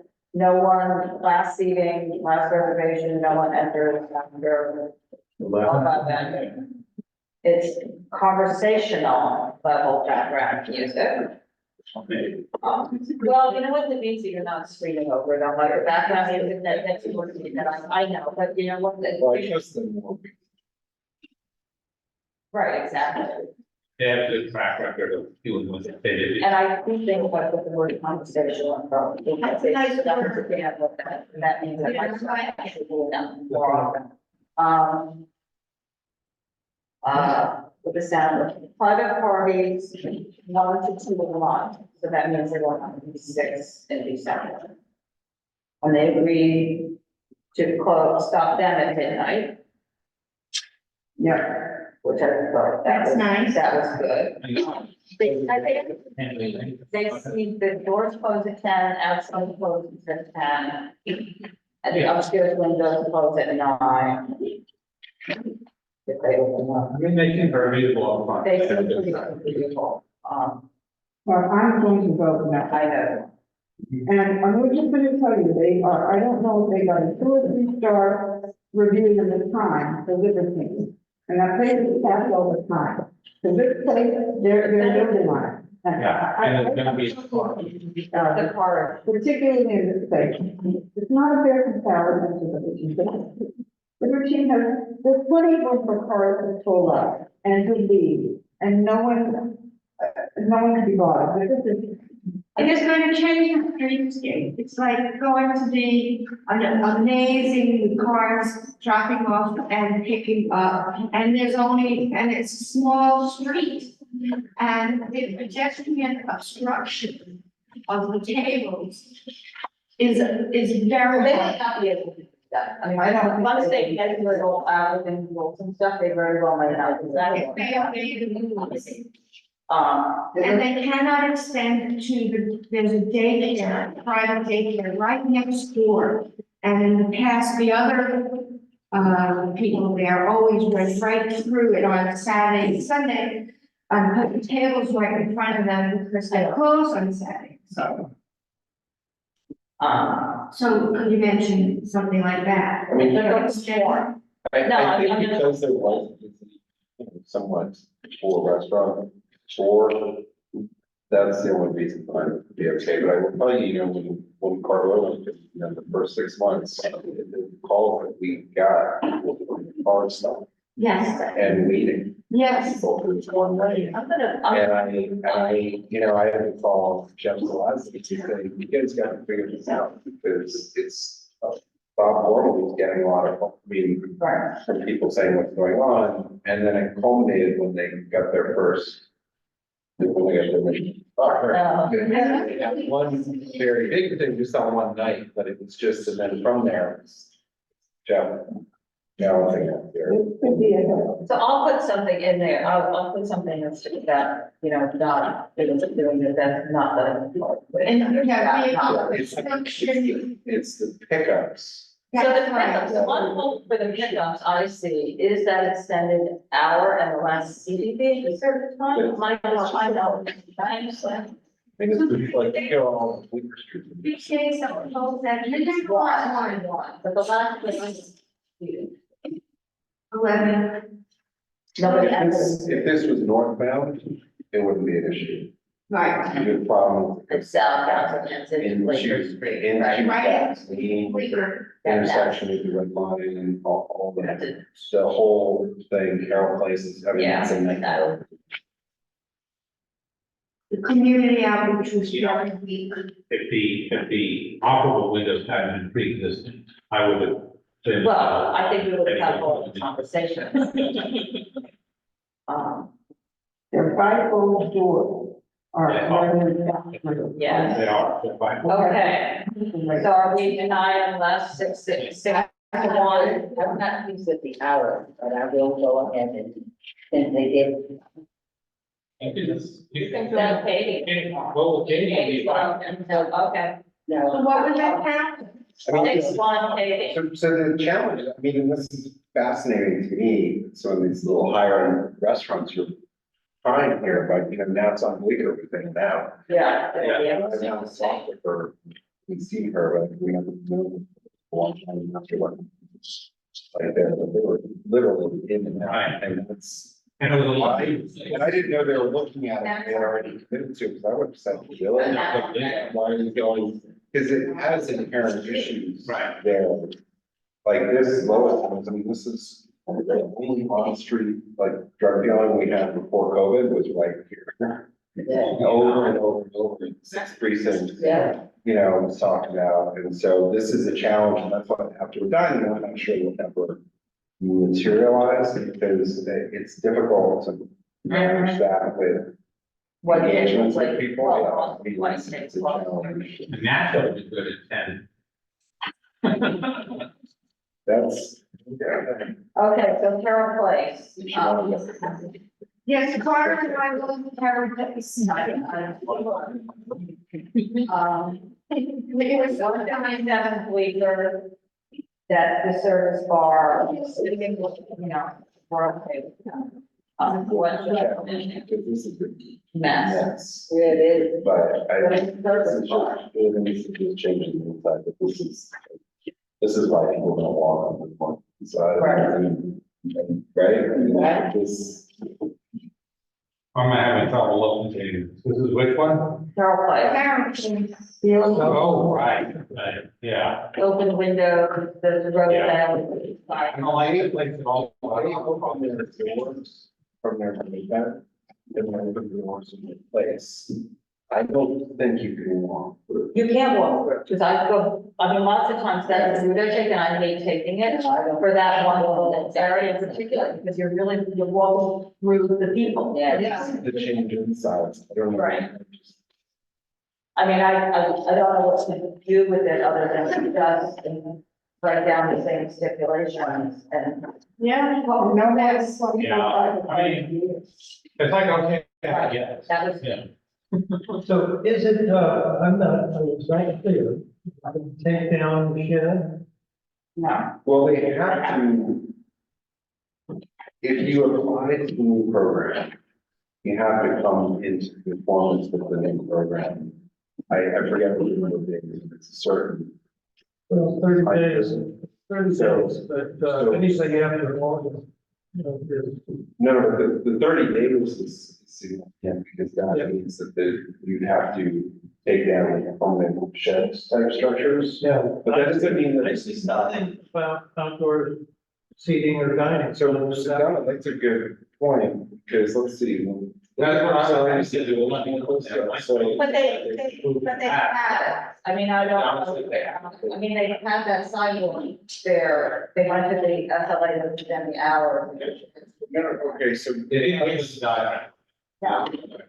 No, there wasn't, but on this page where it says, is there gonna be any outdoor seating? And then this is blank. Yeah. Let's. Straightforward. Cardi knows also at one, when they first went to Sidewalk Cafe, they were denied here. Right. Because there was no space on Bleecker Street, on Bleecker Street, that there was no outdoor dining. Gradually, they said, okay, they'll have it, but they can't serve alcohol. Do you remember that part? They couldn't serve alcohol at the outside dining. This is, I'm not talking sheds. Right. This is The pre-COVID. sidewalk. And slowly they creeped up, then they did a second level, and then it was like. Well, and then they put in the, I've read this one, this is three. Yeah. That was very entertaining. Look, I don't think they should have outdoor amplification, but that's not what's reported. No. Yeah, I understand they wanted us to stare. No, I was just saying, what's, just the first installation, sort of the last thing was bus, and then. it should I be- think we denied. It doesn't matter, the last thing that was here is just extending the hours of the sidewalk. It was not whether they could have it. or I not. live around the So, corner, by the I way. was just trying to- What? I live around the corner, I was like, my night. Is there anything that Marcy's here? So what do you think? I mean, no, service is fine up there to have another bar up there. It's better for the waiters, the waitresses, the staff. But that's not what they said. This is what also bothers me, but you know, they're changing it from a service bar to a standard. Yes. You can gather around. That's right. That's what you want. Well, So let's stay up there. That's what it is. but this is a practical business decision, because if we keep up slower nights, and have additional staff, wait staff, Right, yeah. and people keep talking, and that's why they're doing the increase, and it's a big space. And Kenyon seems to have a bar there, anyway, Yeah. it's, I mean, it's, but I was just trying to. And then the other one, when Susie's, formerly Susie's and Uncle Ted's will be opening up. Oh, that's gonna be a mega place as well. We usually hear these applications about the night. Yeah. And so the old students place, just so everybody knows, this would be a fairly large, live music venue. And the Yes. issue that came up here is their lines, which is like twice a night. It is, and that it, because their outdoor is crossing over in front of the old circle. and square. Right. That's the, that it was like, how do you manage all this? Yeah, remember the comedy place across the street has lines all. The Poisson Rouge, Oh, yeah, they knew about crossover. they're good, I think the Poisson Rouge knows. It's gonna be a bit of a traffic. Yeah. This place is nice. But we like to do more Bourbon Street. Yeah. So I think, Donna, you just take whatever.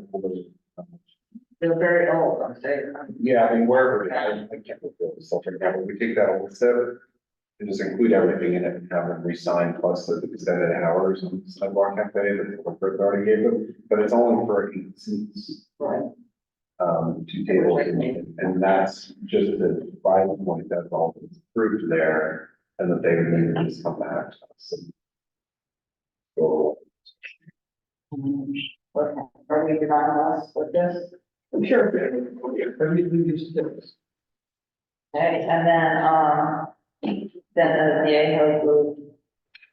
Okay, so I've read all of the history, all the residents, and what stood out to me is that what was coming to me on the reasons that we were opposing had to do with their inflexibility in the 4 a.m. hour and with the context of McDougal Street and all the licenses there. I can also read between the lines enough to understand that there were questions about the physical space and whether it's going to be running these separate, some of the things you were getting tonight, about how late it is open to stairs. But that was like my main question that was going to be, why is now any different than the times we've come before? Because it looked to me like it's been a few times we've turned you down, right? But then they've answered it right out, which is they're moving off at 4 a.m., which is what we've been demanding for years. That's what I was gonna ask, that was gonna be my swap, I wanted, maybe. And so just by means of the history of this place, the original license that came was before we heard beer and wine license. And so, what was interesting is that people now, which is unusual, actually bought the LLC or took over the LLC. So that's why there hasn't been a change, but the business itself has changed. Right. Because it was the guy who owns a bunch of cocktail bars, East Village, originally was his business, and he sold it to Ariel. Isn't it right? What that? He's done. No, she was looking at the ball. And she actually, I mean, so this was Ariel Champagne Bar, and she really changed the dynamic of approachable champagne in New York City and bringing in a lot of small companies and just making it very accessible, affordable. And so that happened a lot here. She was one of the few people that she wanted it. So there is a little history here. I don't think they can more at all, but that's. Well, what is the change in the hour? 2 a.m. Up and down or just down?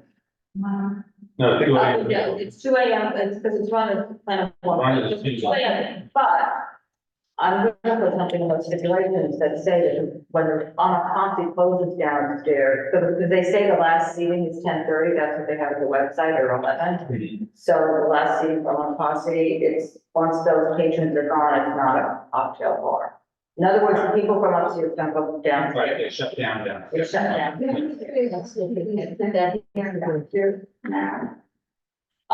said it was 10:30 thing. Did he say, I said 10:30, I'm not. He said, 10:30, he said 10:30 to 11 last seating downstairs. It's another challenging spot because it's that thing. Right. Because it's 2 different floors, so you can't really run it if there's a bunch of people in there. is he the one who said he's not open on Monday? No, that was somebody else, but they still, Carroll Place, they're keeping that, it's not open now.